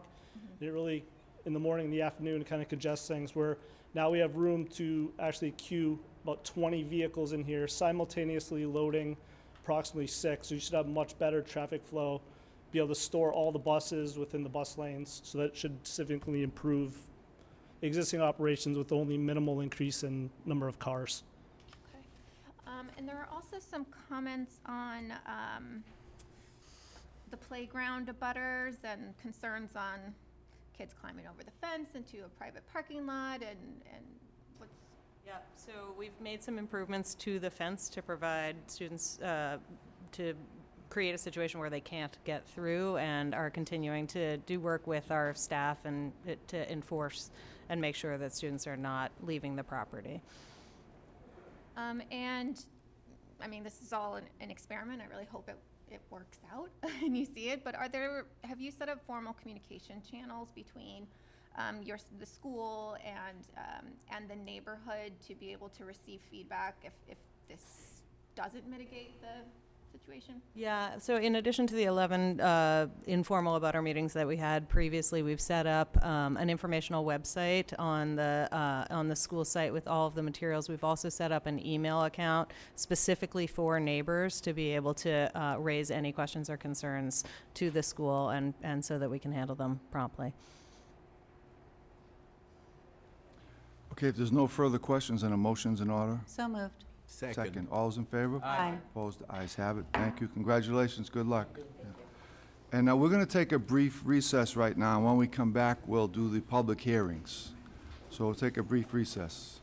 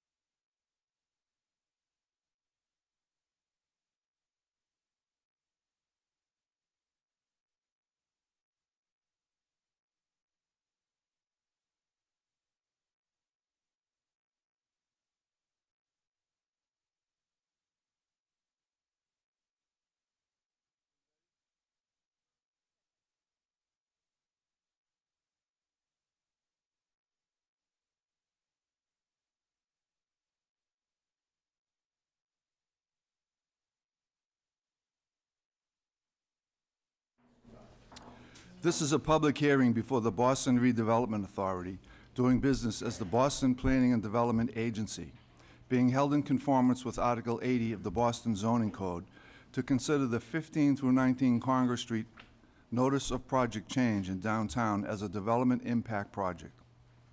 This hearing was duly advertised on May 1st, 2019 in the Boston Herald. In a BPDA hearing on a proposed petition by the agency, staff members will first present their case and are subject to questioning by members of the agency. Thereafter, others who wish to speak in favor of the proposed petition are afforded an opportunity to do so under the same rules of questioning. Following that, those who wish to speak in opposition may do so, again under the same rules of questioning. Finally, the proponents are allowed a period of 5 to 10 minutes for rebuttal if they so desire. In an effort to accommodate all who would like to speak about this proposal, each person will be given up to 2 minutes to comment. BPDA staff will indicate when 30 seconds remain. At that time, please conclude your remarks so that the hearing may continue and others may be heard. Mr. Sinatra will now present. Thank you, Mr. Chair, members of the board, and Madam Secretary. The project before you is the 15 Arlington Street Taj Hotel Boston renovation project. It consists of mostly an interior renovation, along with the permanent enclosure of the rooftop, a change of address to Newbury Street as the new main entrance, as well as public realm improvements on Newbury Street. Because it is a substantial rehab of 160,000 square feet, which triggered large project review, it is also being considered as a development impact project. At the completion of the renovation, the hotel will gain an additional 16 guest rooms to bring the total to 211. New restaurant and retail space will also be added. The project notification form was filed on March 11, 2019, with the comment period conclusion of April 18, 2019. The BPDA held a robust community process. One public meeting was held along with 3 IAG meetings. Most of the discussion revolved around public alleyway 437, which had become a point of focus within the community due to its shared access for both residents as well as loading and deliveries. After 4 meetings, the proponent has agreed to adhere to a checklist which reflects the current alley permit that is valid with the city. This checklist will be publicly posted and will help to govern and oversee the alley operations. At this time, I will turn it over to the proponent to discuss their presentation in more detail, after which time we would be happy to take any questions you may have. Thank you. Okay, thank you, Michael. Hello, I'm Alfred Wojciechowski with CBT. We're the architects for the project. I'll run through the design of the project. These are photographs of the existing, oops, that's probably not good. Can you, did it? There we go. Can you put them together? So while we're reassembling the remote, these are photographs of the existing building. At the top of the slide are photographs of Newbury Street, and for those of you who've walked down Newbury Street, you realize how much of a slope there is across that sidewalk plaza area. And then the bottom 2 photographs are the corner of Arlington and Newbury, and showing the beautiful historic facade of the Taj Hotel. The next slide, which is a little difficult to read, shows the refurbishment of the ground plane along Newbury Street. We are introducing a terrace plaza to mitigate that horrendous slope that exists. And from the curbside through to the facade, we've been working with city agencies to provide new street trees, permeable pavers, sidewalk, plaza, and providing a new accessibility to the building itself. In this view, you can see a little more clearly what I just explained with the terrace, but we also will be introducing more retail on the ground level, which will continue to activate the commercial retail experience of Newbury Street, and also with the planters and the new street trees, it's making a connection across the street to the public garden. So introducing a little more greenery, a little more landscape to the whole experience.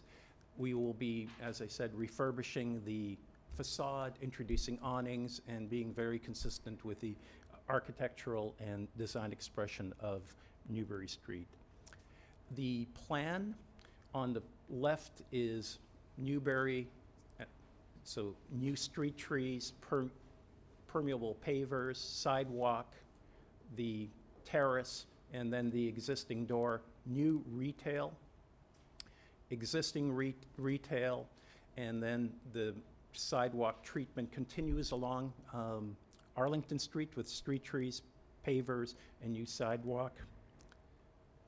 This rendering shows the elevation along Arlington Street. So we're refurbishing the facade, the marquees being restored, new planters with plantings along the facade. And then we continue on to Carlton House. The awnings continue, the planters with new plantings continue, and then a new entranceway with a refurbished awning. We will be doing work on the plaza. As Michael said, there's the agreement on operations, but also there's a physical component to it, which is paint, new lighting, new ceiling, and then removal of trash and recycling bins out of the alleyway itself. Moving to the top of the building, there's an existing venue space. We are maintaining the exact same footprint, but we're putting in new glass around the perimeter, as well as putting a glass roof. Part of the enclosure will be operable, so this conservatory will be able to be used year-round, but also be able to be enjoyed in the swing months and having fresh air. This is a view. On the left is the existing view of the building from the corner of Boylston Street and Arlington. And on the right is the proposed view with the new conservatory. So the views are identical photographs, and the profile of that conservatory is exactly the same as what we have currently. So the experience of the historic building will be maintained both from the public way as well as from the public garden. Again, on the left is the existing condition, on the right is the proposed design, and it stays within that overall consistency of the historic hotel. Thank you. That concludes my presentation. That concludes your presentation. Okay, thank you. I think we'll hold off on questions from the board until after the public hearing comments. Is there anyone that would like to speak in favor of this proposal? Please step right up if you'd like to speak in favor. Hi, my name is Jamie McNeil. I'm the general agent for the Hotel Workers Union, Local 26. I'd like to go on record in strong support of this project. I think a lot of times we hear and read in the newspaper about employers that aren't, might be unscrupulous or not treat their workers right. We don't often hear about the good employers. Highgate Hotels, who's the operator of this hotel, is one of the best employers we've ever dealt with. There's a number of workers here from the Taj who are going to speak, who can speak to that. But we just would like to go on strong. We'd like to go on the record in strong support of this project. Thank you. Okay, thank you. Thanks for coming. Mr. Chairman, members of the Board, Minor Perez representing the Carpenters Union on behalf of hundreds of union carpenters that live and work throughout the city. Want to go on record in support. Thank you. Okay, thank you. Yes, Mr. Chairman, members of the board, Madam Secretary, Gary Walker, Electricians, Local 103, I'd like to speak in strong support also. Thank you. Thank you. Good evening, Mr. Chairman, members of the board. Tom Ward, Executive Board Member, Local 7, resident of the City of Boston, and we rise in favor of this project. Thank you. Thank you. Mr. Chairman, members of the board, my name is Michael Burns. I'm a business representative for Local 17 Sheet Metal Workers. On behalf of my organization, the Boston Building Trades, and in solidarity with Local 26, we stand in strong support of this project. Thank you. Thank you. Mr. Chairman, members of the board, my name is Eddie Foster. Live in Boston, and I work for the Taj Hotel, and I support this project. Okay, Thank you. Thank you. Thanks for coming tonight. And I also work for 20 years at the hotel, and I support this project. Thank you. Thank you. And Mr. Chairman, members of the board, my name is Barry King from Boston. I work for Highkey Hotels, and we're in favor of this project. Okay, great. Thank you. Mr. Chairman, members of the board, my name is Joseph Pereira. I work for the hotel for 29 years, and I support the project. Thank you. Thanks for giving us the opportunity. My name is Manuel Costa. I've been with the Taj Hotel all my life. I started when I was 20, so you look at me, I've been there for a long time. I totally support this project because I think when it's complete, it's a nice piece for our beautiful city of Boston. Great. Thank you. Thanks for coming. Good evening. I'm Meg Meinzer Cohen, President of the Back Bay Association, former member of Local 26, way back when. Yes. It's my pleasure to support this project. I was on the IAG, and thank you for that opportunity. And little did I know how much time I'd be spending in a back alley, looking underneath dumpsters, looking at recycling, talking about a pre-existing condition that is somewhat of a very standard stress that happens when there's a business sharing locations with a residential area. We see more and more of it in the Back Bay. We see more and more of it citywide. I can say that Carlos Bueno, who is the general manager of this hotel, has gone to bat and is second to none in his responsiveness to the concerns that have been laid out.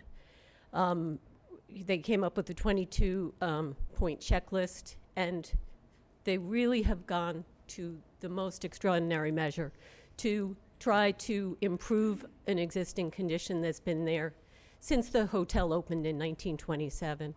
I always try to remind people that the back alleys were actually constructed to service the different residents and businesses in the area. So that is what this alley is doing. And it used to, you know, there used to be horse and buggies back there, and now there occasionally services being loaded, and fresh meat, potatoes, produce, etc.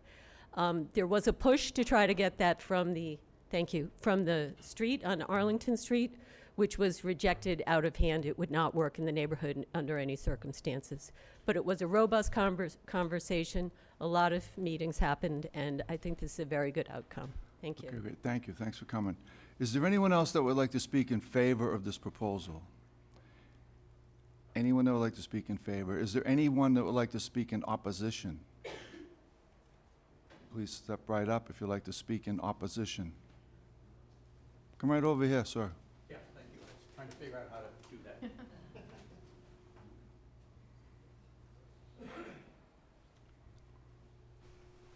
Thank you, Mr. Chairman. My name's Steve Young. I'm a member of the IAG and also a member of Neighborhood Association of the Back Bay. Neither I nor they oppose the project. It's an excellent project. We do have some suggestions for additions to a cooperation agreement that might make it more functional in the future and avoid some of the problems that have occurred. There is this 32-point list that has been mentioned a couple of times.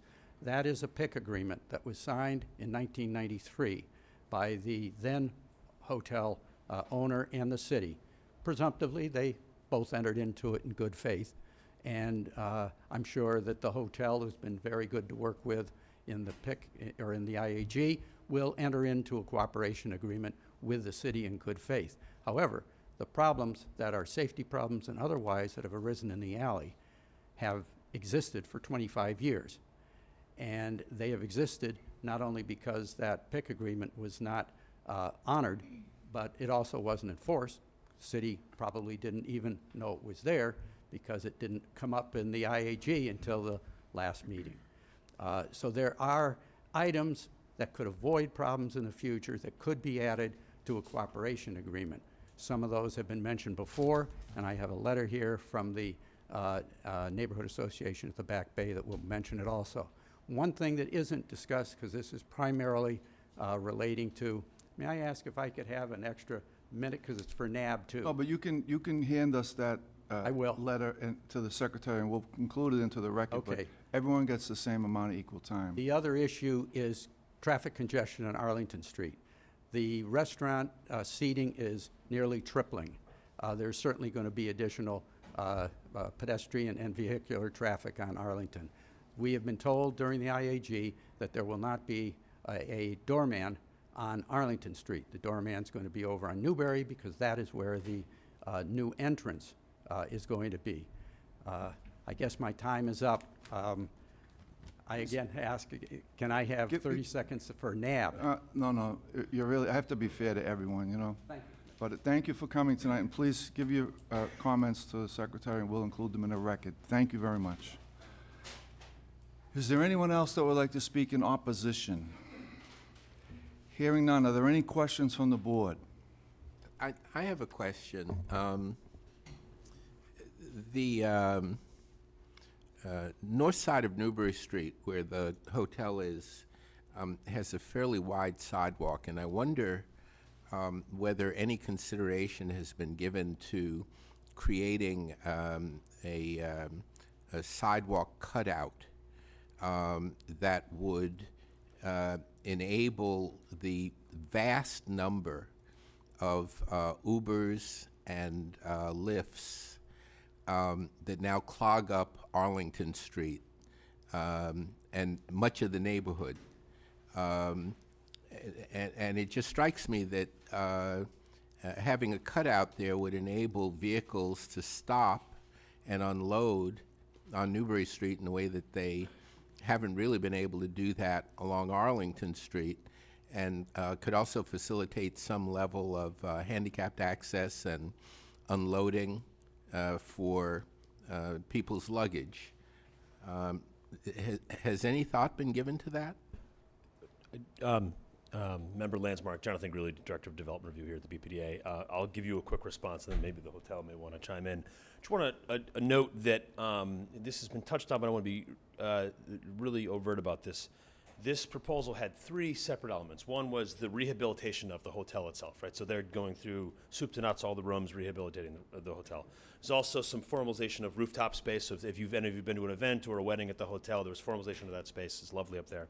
And the third was a reestablishment of a dynamic public realm on Newbury Street. So there was a significant amount of dialogue with a number of folks in this building, both as agency and PIC, Public Works, Transportation, to make sure that the public realm, the outdoor seating, curb ramps, parking, street trees, matched the character and investment that was happening inside the building. And I think the way we look at this is that it's a crowded city, a lot of stuff happening. Newbury Street is a product of a lot of vibrant activity, especially that block has seen a lot of significant reinvestment in recent years. I'm a Back Bay resident, I know it well. The goal has been to try to balance all the different things that are happening on Public Alley, on Arlington Street, and on Newbury Street to make sure we kind of maintain that. I think that the city's preference is to have a unified curb of not just Newbury Street, but also Back Bay, Com Ave, and avoiding some of that kind of cut in, cut out that's going on. I think there's a different conversation we're starting to have around the road of TNCs, that's technology network companies, vis-a-vis their impacts on our streets. You heard a little bit earlier from Chris Carter related to the self-driving cars in the EDIC meeting.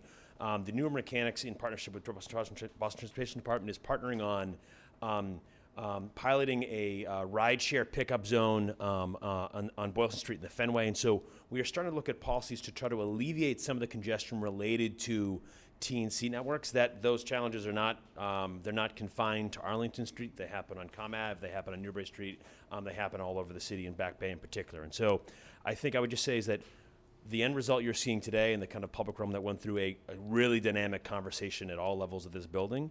And I think you're going to continue to see us as an agency and partner with other pieces of the city to try to think about how do we more deliberately work to manage congestion created by rideshare companies. Okay, I mean, I understand the city's, whatever that means, given that we're talking about multiple departments, but the city's preference for maintaining the consistency of a line of sidewalks, but the city also, it seems to me, has a preference for reducing congestion. And assuming that these changes work with the Taj, it's hard for me to imagine that that's not going to increase utilization of the facility in an overall way. And there are some fairly simple solutions for that. And I would just urge both the Taj and the city to consider not necessarily looking at new technologies for deploying ride-sharing vehicles, but looking at old-fashioned solutions like cutting into the curb so that a vehicle can pull in off the street in order to reduce the congestion. Sure. Thank you for the comments. I would say we're working everything. So. Are there any other questions from the board? I do have a question. Can we just revisit the obstruction of the alleyway? I'm just trying to get a sense from the letters and from your presentation, kind of what were the concerns there and kind of what is the plan to address them?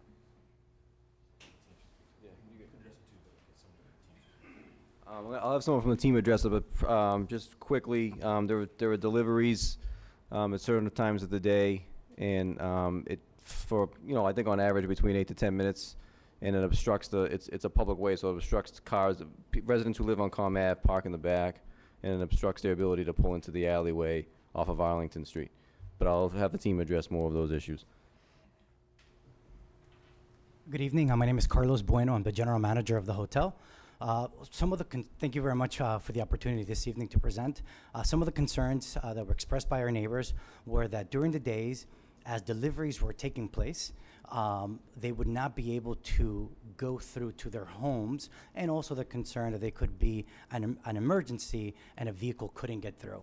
As part of the 22-point checklist, whenever an abutter or a car comes behind, that delivery must stop, pack up what they're doing, go around the block so that the abutter may continue to go through. As part of the 22-point checklist, and a lot of the items that we identified ways that we could make it more efficient, moving the receiver's office to a more prominent location, adding technology that would have sensor in the alley so that as a truck was approaching, we would be able to have an alert on a mobile device so that we could be proactively waiting for the delivery. Today, we have on average 20 to 30 deliveries, and they take approximately 8 minutes per delivery. Okay. And has the 22-point checklist, has that been shared with the abutters so that they now know? It has been shared, and currently about 5 points from the checklist are posted outside of the alley. We are going to post a greater amount. All of the ones, about the first 11 or 12, deal with getting through, where to maybe let people know. One of the benefits is, in the event that there is a truck there and you just want to not even pull in and you want to valet park your car, the property will valet park your car in the event that you're in a rush to get home. There are many details there that we want to make sure the public is always aware of other things that they could do. Okay. And is there a formal kind of communication channel for abutters to communicate any, additional concerns, things on the checklist, aren't working, that kind of thing? So our intent, because it could be changing staffing, is that at the bottom of that checklist, post an email address and a phone number where an abutter may reach out in the event that they're obstructed. Okay, thank you. Are there any further questions from the board? Hearing none, a motion's in order? So moved. Second. All's in favor? Aye. Opposed? Ayes have it. Thank you very much. Thank you very much, and I'd like to thank Michael Sinatra and the entire board for really their work through this entire process, a learning experience, an educational one, and thank you for all of our associates who came out to support. Thank you. Thank you. Thank you.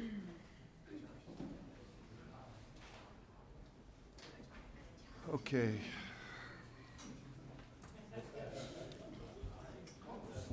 I'll give him a minute to clear the room here.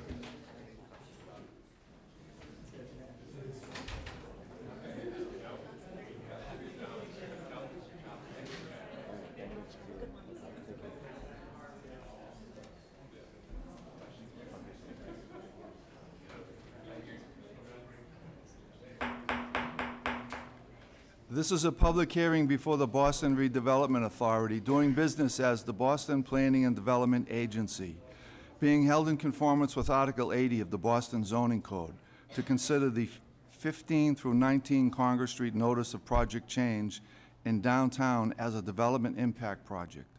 This hearing was duly advertised on May 1st, 2019 in the Boston Herald. In a BPDA hearing on a proposed petition by the agency, staff members will first present their case and are subject to questioning by members of the agency. Thereafter, others who wish to speak in favor of the proposed petition are afforded an opportunity to do so under the same rules of questioning. Finally, following that, those who wish to speak in opposition may do so again under the same rules of questioning. The proponents are allowed a period of 5 to 10 minutes for rebuttal if they so desire. In an effort to accommodate all who would like to speak about this proposal, each person will be given up to 2 minutes to comment. BPDA staff will indicate when 30 seconds remain. At that time, please conclude your remarks so that the hearing may continue and others may be heard. Mr. Sinatra will now proceed. Thank you, Mr. Chair, members of the board, and Madam Secretary. The project before you is the 15-19 Congress Street Notice of Project Change. This project is part of the larger Congress Square project that was approved in July of 2015. There will be no dimensional changes associated with this project. It was originally approved as 35 residential condominiums. This proposal is seeking a change to 116 hotel rooms. The retail space will remain as previously approved, as well as the 5-story addition. This change from residential to hotel triggered some additional development impact project numbers, which is why this project is being considered as a development impact project. The MPC was filed on January 31st, 2019, with the comment period conclusion of March 4th, 2019. One IAG meeting was held, which was lightly attended. While there was some discussion over the loss of the residential units, those in attendance seemed pleased that the retail would remain and that there would be no changes to the actual building. Therefore, we have mostly received support for this project. At this time, I will turn it over to the proponent to discuss their presentation in more detail, after which we would be happy to take any questions you may have. Thank you. Okay, thank you.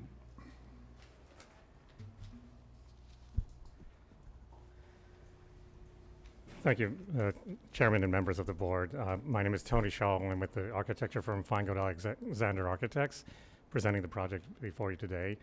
And as discussed, these are the development impacts that are basically accruing to the project in terms of its benefits, both in terms of construction jobs, as well as community mitigation aspects and dealing with the neighborhood. This has been through the process in ongoing work with the city and the local community. Hemisphere is our client. They are developing this project in the city, and they are a developer who is very interested in producing not only a high-quality project, but they're also very interested in making sure that the historical aspects of the building remain intact as we continue to evolve the design. These are some of the views. It's a little hard to see at this photographs, but the one on the left is along Congress Street, and then the one on the right is along the Quaker Lane area, which is, as discussed, adjacent to the other parcels. What is being proposed here really is to maintain the existing sort of footprint, that nothing is altered here with respect to the previous design. It does constitute the development in conversion to hotel use, which will activate the ground floor with both a combination of hotel, lobby, and retail. These, of course, are some of the developments related to the adjacent parcels in the whole development, just as a reminder of the projects that have already been sort of approved and underway in construction. This is at a level of the ground floor in Congress Street. Essentially involves the development of the 15 and 19 Congress for the hotel lobby use and the adjacent related restaurant bar in support of the hotel to activate this particular engagement. And it also continues to remain an activation of Quaker Lane as well. That is an ongoing intent for this project as it evolves. This is just a larger scale plan, just simply showing the development of the project as it appears in more detail. We are at the sort of concept schematic level, so this is still being developed as we speak.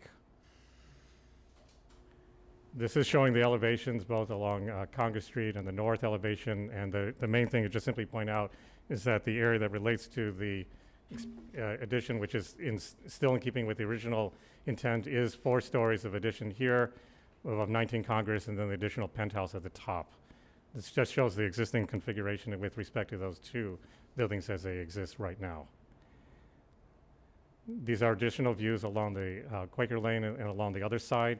Again, this just simply shows here the relationship of the addition here, matching again the height of the taller building of the 2, and also will preserve the ongoing aspects of the site, including the historic fire stairs that exist along the back. And this intent is really to bring back and restore to a very high quality. And this simply is a cross-section. I think the only critical thing that just is pointing out here is that with respect to the design, because there are existing sort of level shifts that occur between the 2 adjacent buildings, we are working through the existing elevator core to address that. And then as it moves up beyond the 7th floor, where the new addition occurs, essentially the floor levels align at this point. Down below, there are additional support spaces for the hotel in the underground levels below street grade. And then last, this is simply just a developing view that shows on the left the existing condition, and on the right, the proposed addition here that adds the additional floors, and again, the complete activation of the ground floor for the hotel use. Does that conclude your presentation? Okay, thank you. So we're going to get right into the public comment period here. Is there anyone that would like to speak in favor of this proposal? Please step right up. Anyone that would like to speak in favor? Mr. Chairman, members of the board, Minor Perez with the Carpenters Union, would like to go on record in support of this project. Okay, thank you. Good evening, Mr. Chairman and members of the board. My name is Richie Alaferis. I'm a great citizen of Boston, Massachusetts. I live in the immediate area, and I've worked at the Omni Parker House for over 42 years. When a hotel is a union hotel, we have great benefits. You only need one job. You have time to spend with your family. You have paid vacation. You have time to take your children on vacation. You have time to volunteer and enrich the community. And these are the types of jobs you want to continue to see in the Boston hotels. Nice union jobs.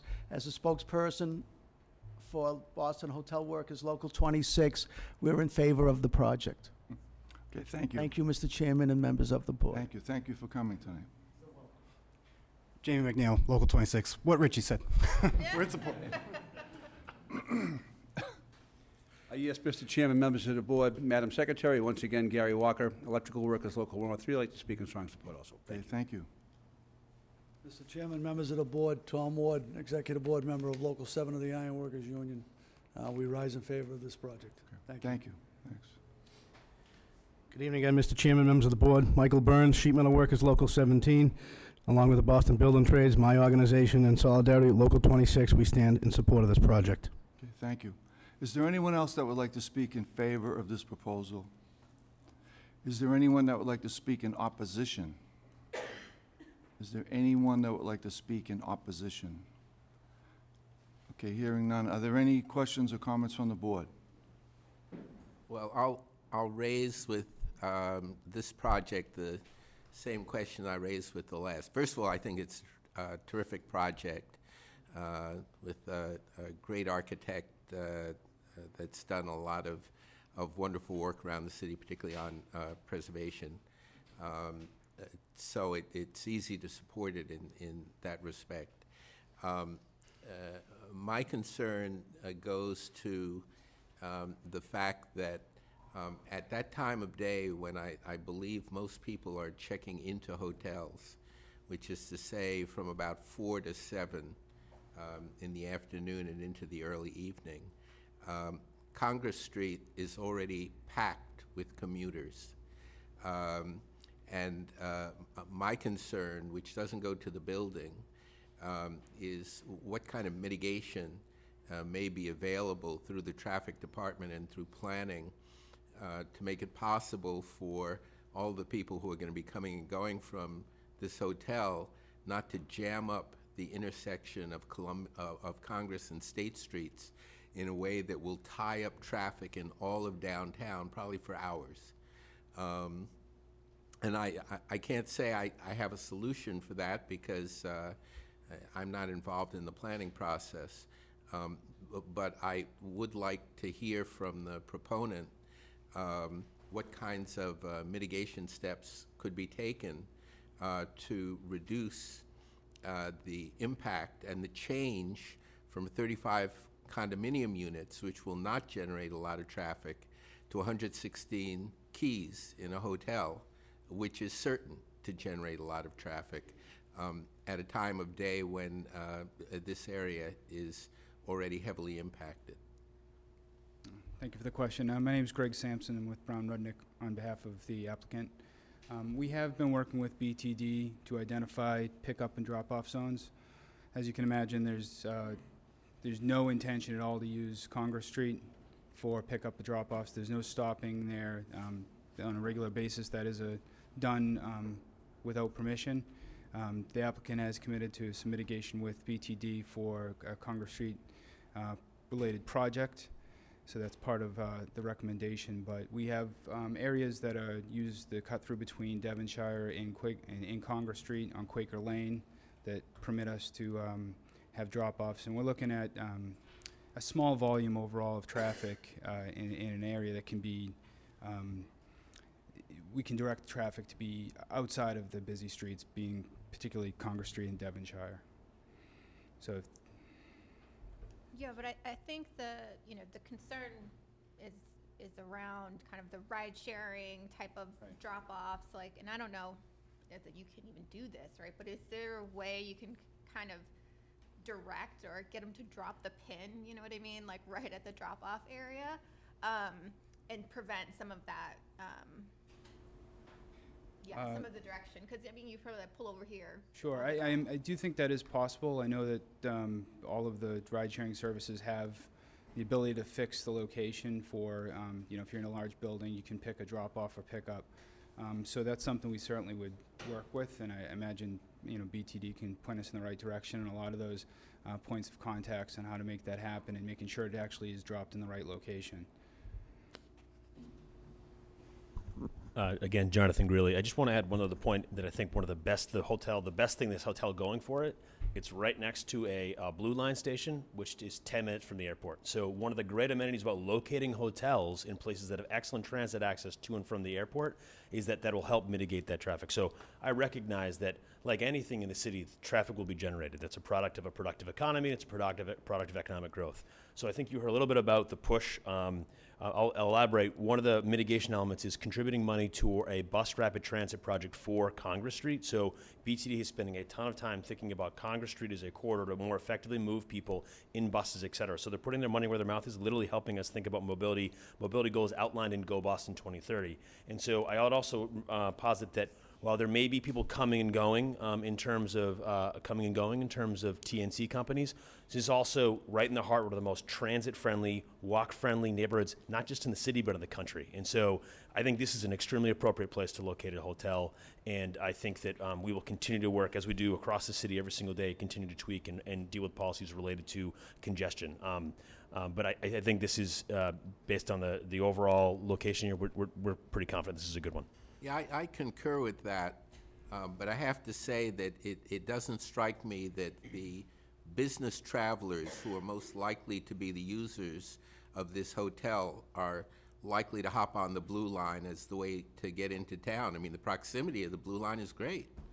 But I look at other cities, Chicago, for example, where there's easy rapid transit from the airport into town, and by and large, the business travelers who are going to pay $400 a night and up for a hotel room are not hopping on the Blue Line. They're using vehicular traffic, and all I'm asking is that as an agency, we take a harder look at some of those planning issues to try to offset what the negative implications are going to be for accessing this hotel. Thank you. And I just had one more question.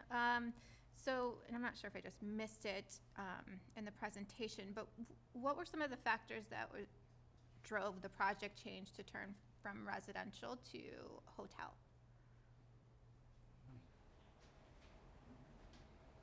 I think a number of the factors were economics of the units, and you know, it's a challenging building. The architect mentioned the floor plate situation, where you have floor plates that don't match. That presented a real problem when you're trying to site housing units that possibly were limited to one side of the floor. It really narrowed the ability to get a quality unit size. So it was primarily economics, but it also looked at a number of the factors of, you know, what the market supported, seeing that the need was present in the development of the Hyatt, suggested that you know, it can be done well, it can be done in a tight area. It's a good location for providing additional rooms in the city. Yeah, so I guess more specifically, you know, rather than just the market, kind of what is the hotel market and in demand right now, and the saturation for that area and in general? Boston market's just still tight for hotels. We still need numerous, I mean, they're talking about it with the convention center for years, that we still need additional hotel capability. So I think we still have a number of possible developments in 116 keys in the, you know, scheme of what the city needs is not all that many, so we feel there's good demand.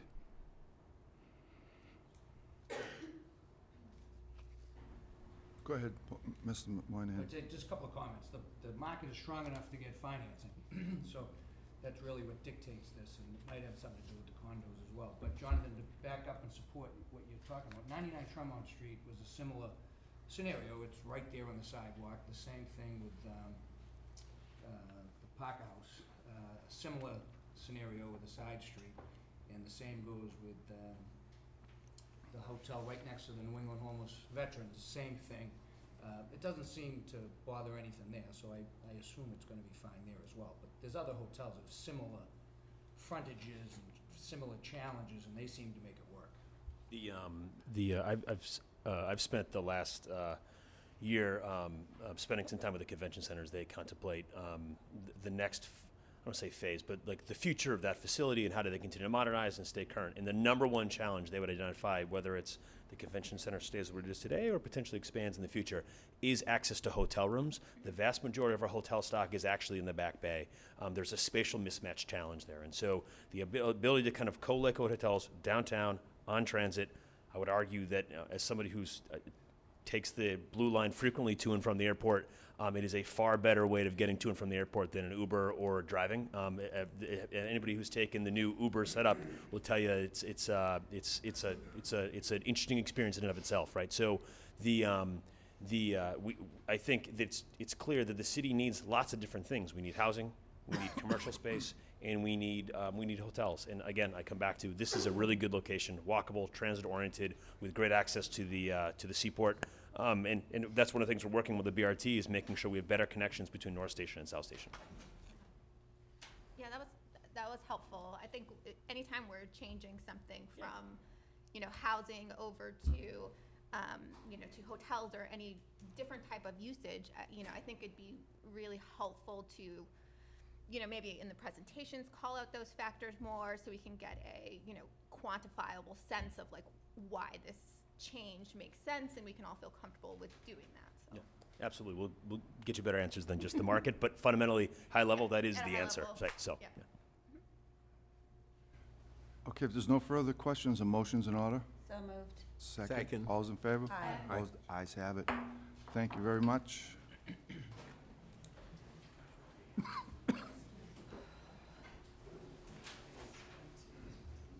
Okay, I'm going to go back to item number 20.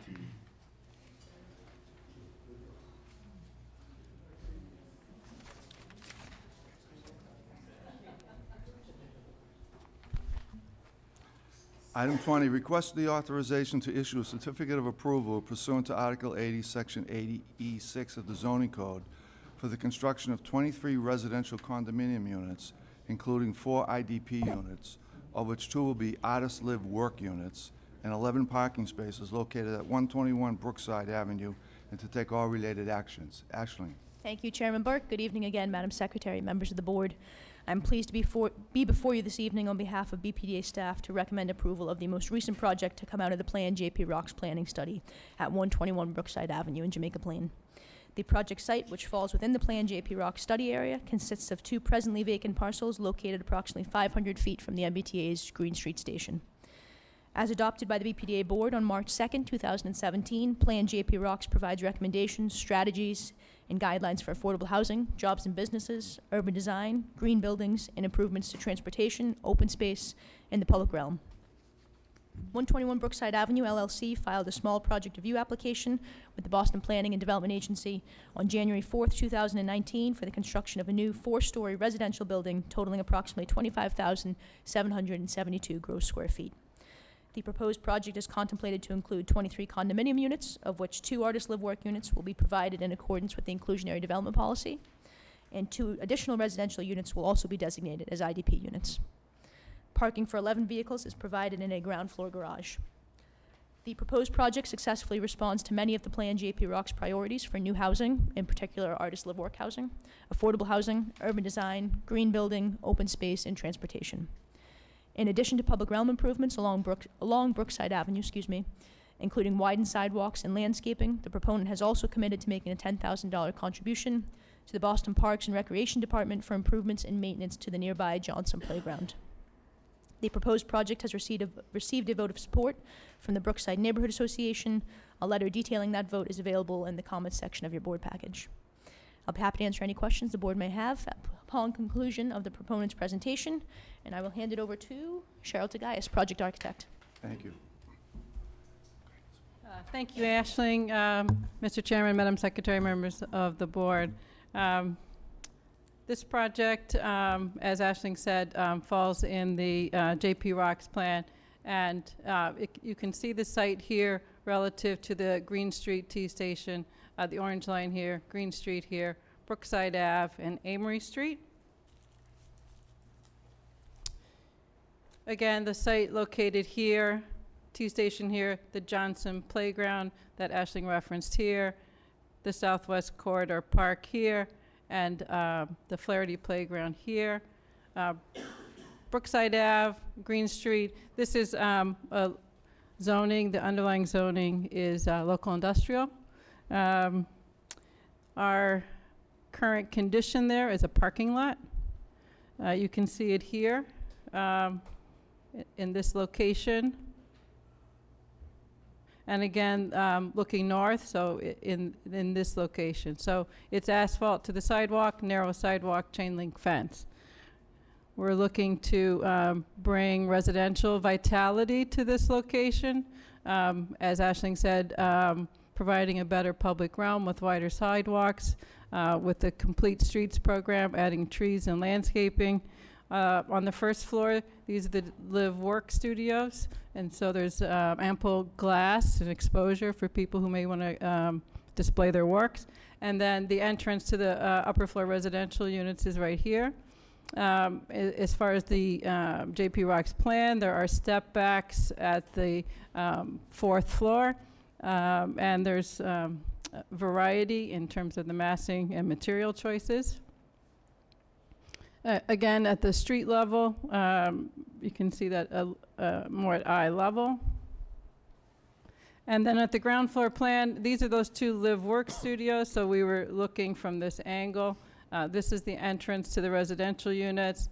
This is the entrance to the parking, which is at grade level. There are 11 spaces. There's room inside for bicycle parking and trash. There's also bicycle parking at the rear here, and there are side entrances for the public to enter those live-work studios if those residents participate in open studios or if they have a kind of a retail component to their work. And again, you can see here the much widened sidewalk with the street landscape zone, the sidewalk zone, and then some landscape buffer before the building. This is the roof level where a good part of the open space for the residents is this common roof deck. So the elevator provides access as well as the stairs to that space. And then one of the green features that we're providing is a PV array in this location here. Again, this is 23 condominium units. 2 are live-work, and the rest are a mix of studios, loft-type studios, 1-bedrooms and 2-beds. The smallest studio is 450 square feet. The largest 2-bed is 950 square feet, and the live-work studios are 920 and just over 1,100 square feet. That concludes our presentation. Okay, great. Thank you very much. Are there any questions from the board?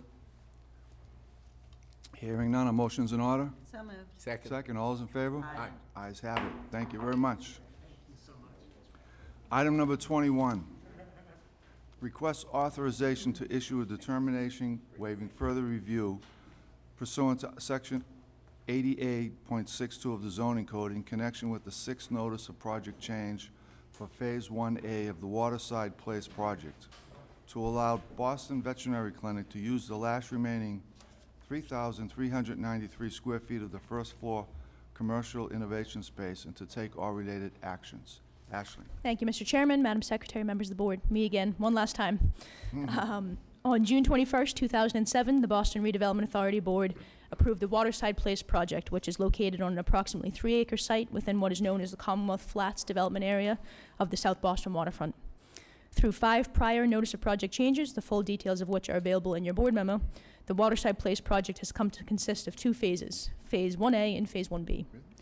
Through the second notice of project change approved by the BRA board on November 17th, 2011, Phase 1A of the Waterside Place project included the construction of approximately 236 residential rental units, approximately 140 parking spaces, and approximately 17,000 square feet of ground floor commercial space dedicated to retail and innovation uses.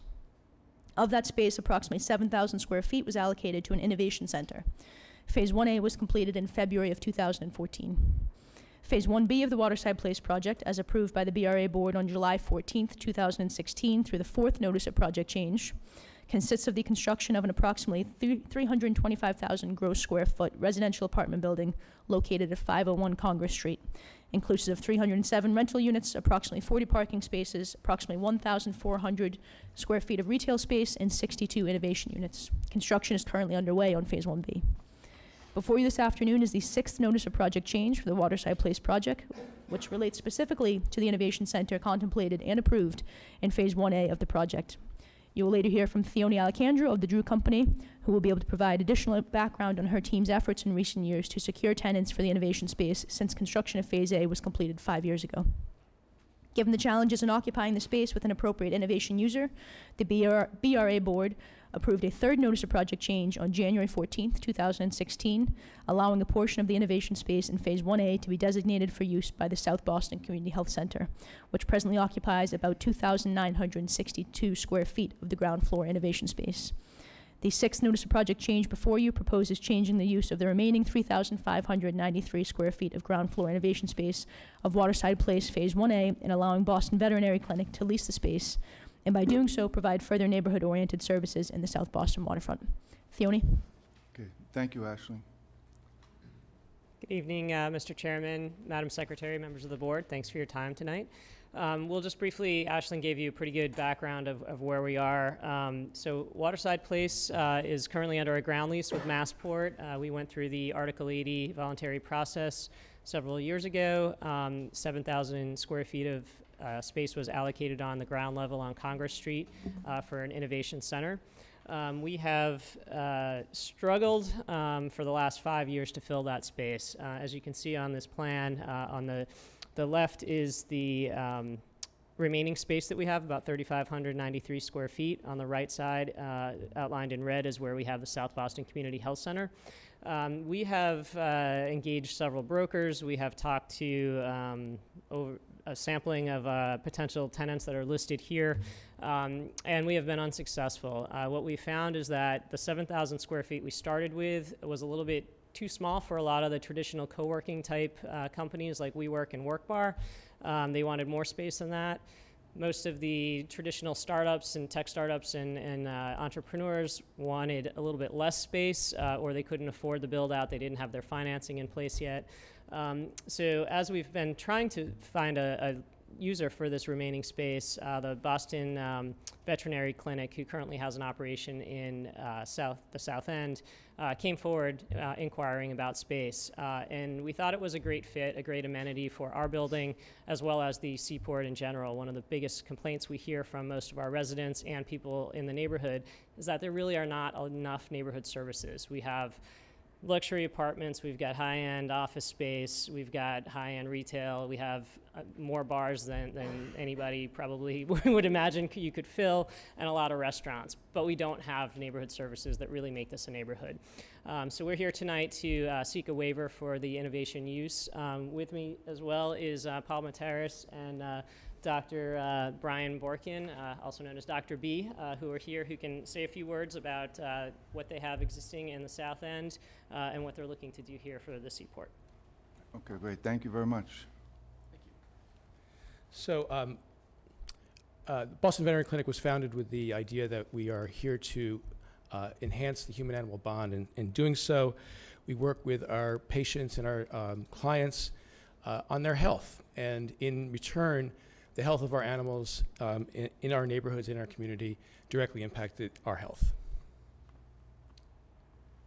So we were founded in 2014. We started in Bay Village, worked with the Bay Village Neighborhood Association to open a 2,600 square foot full service veterinary clinic for dogs and cats. We've been operating since 2014. We've become accredited by the American Animal Hospitals of America, AHA, and we are now the first fear-free clinic to be certified as a fear-free certified practice in 2018. We're the Boston's first and so far only. We have 2 locations, one in Bay Village, and we opened up a small office in Brookline. We have 5 full-time veterinarians and 20 supporting staff and management, 3,600 active clients, and have about $3 million in revenue. So the question is, why does Seaport need a Boston veterinary clinic? And principally because in Boston, we were the last capacity to open, veterinary capacity to open in the city. And we've seen substantial growth in the number of pets and pet-friendly residences in the city, especially in the Seaport. And the Seaport reports that about 50% of the pet-friendly residences do contain pets.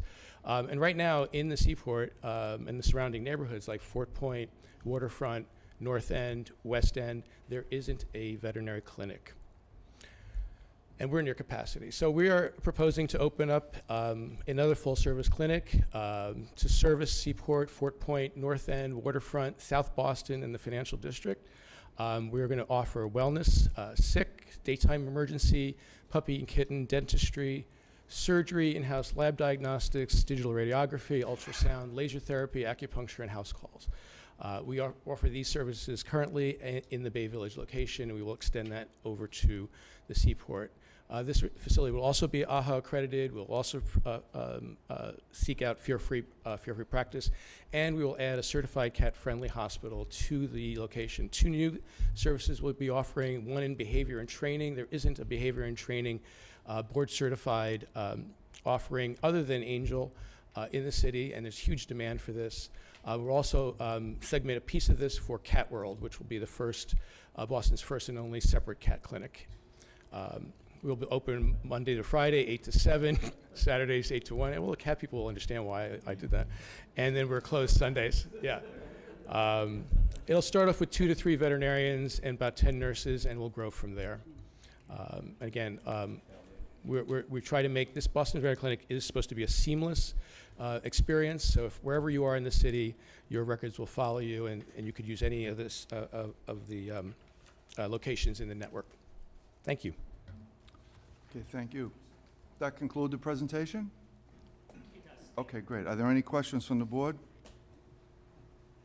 I'm just curious as to whether the health center feels at this point that it has enough space to meet its needs, and whether I should just note in parentheses, I love pets, so.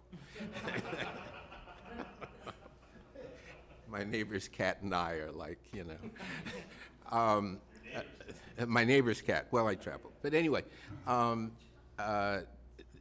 you're about to open on this site, right, 2 health facilities, one of 2,800 square feet for humans, and one of 3,500 square feet for pets. And it seems to me someone other than myself will question the allocation of space. And I would hope that you would be on record as having at least offered to the health clinic some opportunity for expansion in a way that would at least create a sense that the 2 could coexist on the same 7,000 square foot floor plate.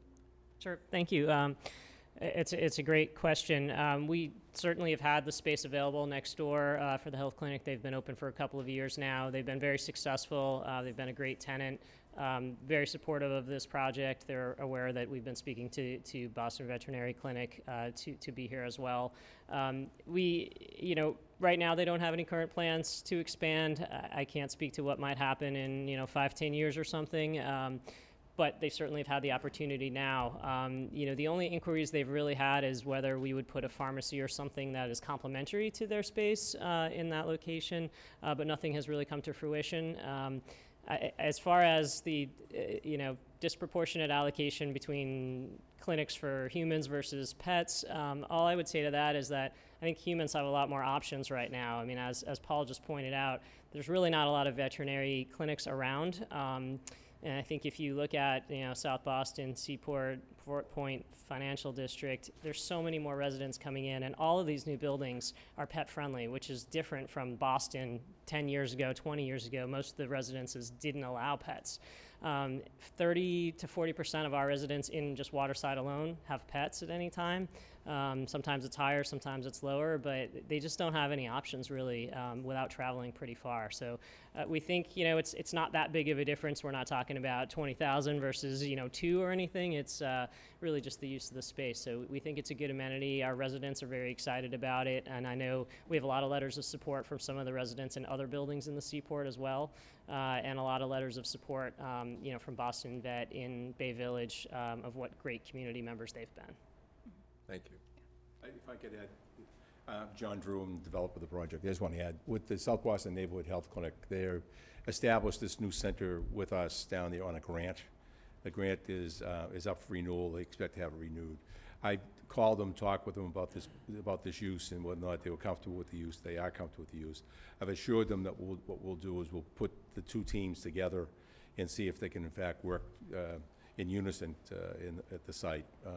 So they expect to see us follow through on that, but I think at this point, I'm very happy about the clinic, the neighborhood health clinic, and how it's done. They would like to be more robust. They'd like to grow further down there. And as more people move in, as more the development takes place in the next year or two, I expect that their numbers will rise. So I'm comfortable that they'll stay there and be a strong tenant for us until the future.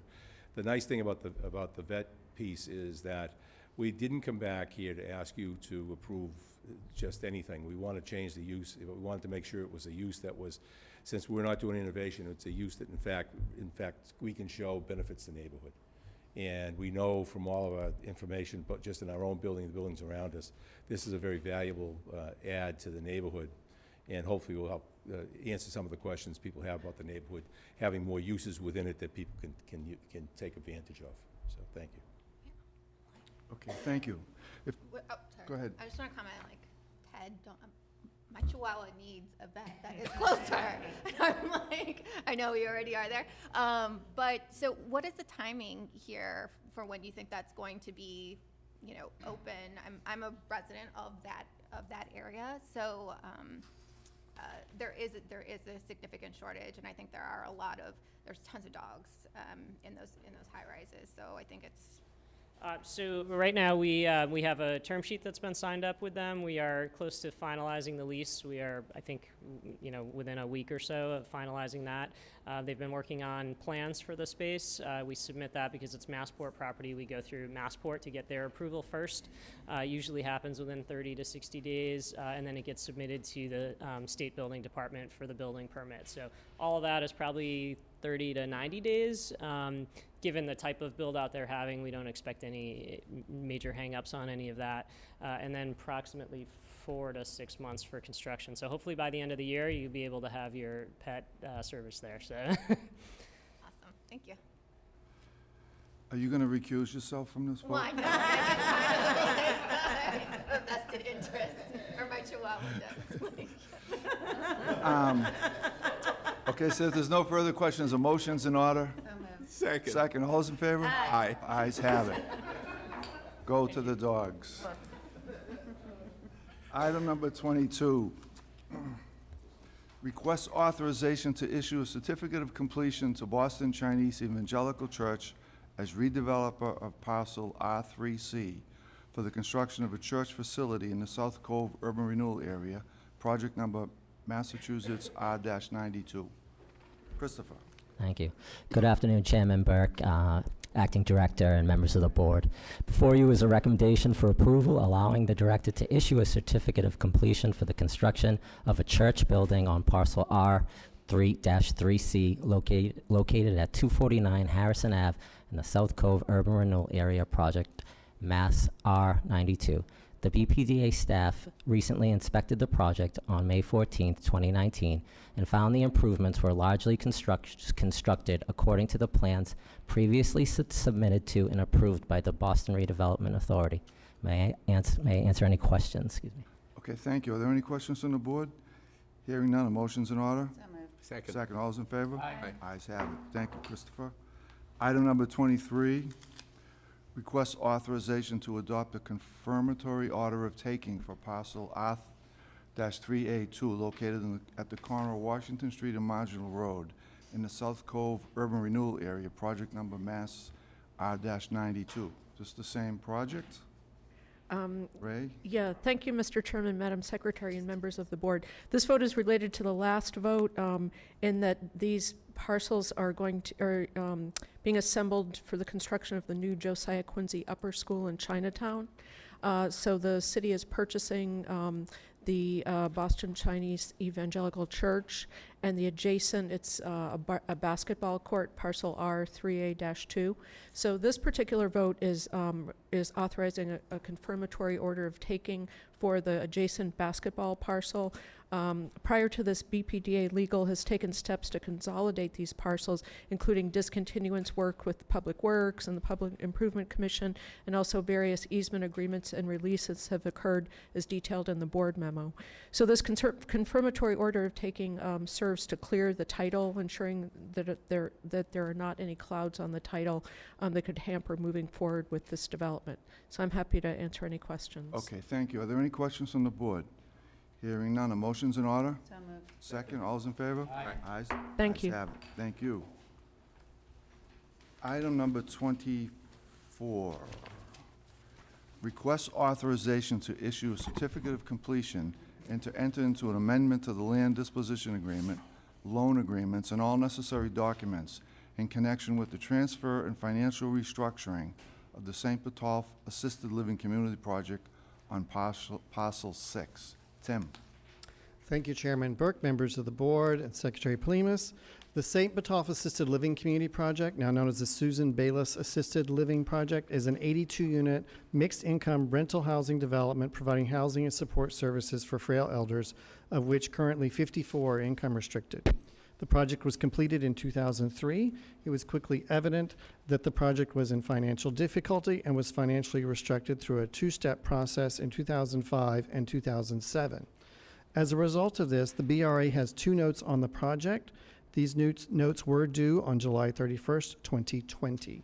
Hal Keen, the current operator, and now is being transferred to them for ownership as well, approached us in the fall for a new restructuring of the property for the long term. And on January 17th, 2019, the BPDA board voted to approve the transfer of ownership to Hal Keen and extend the maturity of both notes to 2057.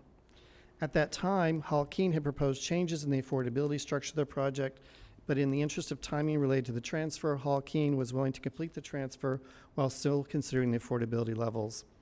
Discussions between Hal Keen, BPDA staff, and D&D staff, and I'd like to especially thank Teresa Gallagher at D&D for her assistance, has been ongoing. Hal Keen initially requested the termination of the 13 units affordable households with incomes of no more than 120% of AMI. After discussion with BPDA and D&D staff, Hal Keen proposed the termination of the restriction of only 7 of those units and lowering the income limit on 6 units to 80% of AMI.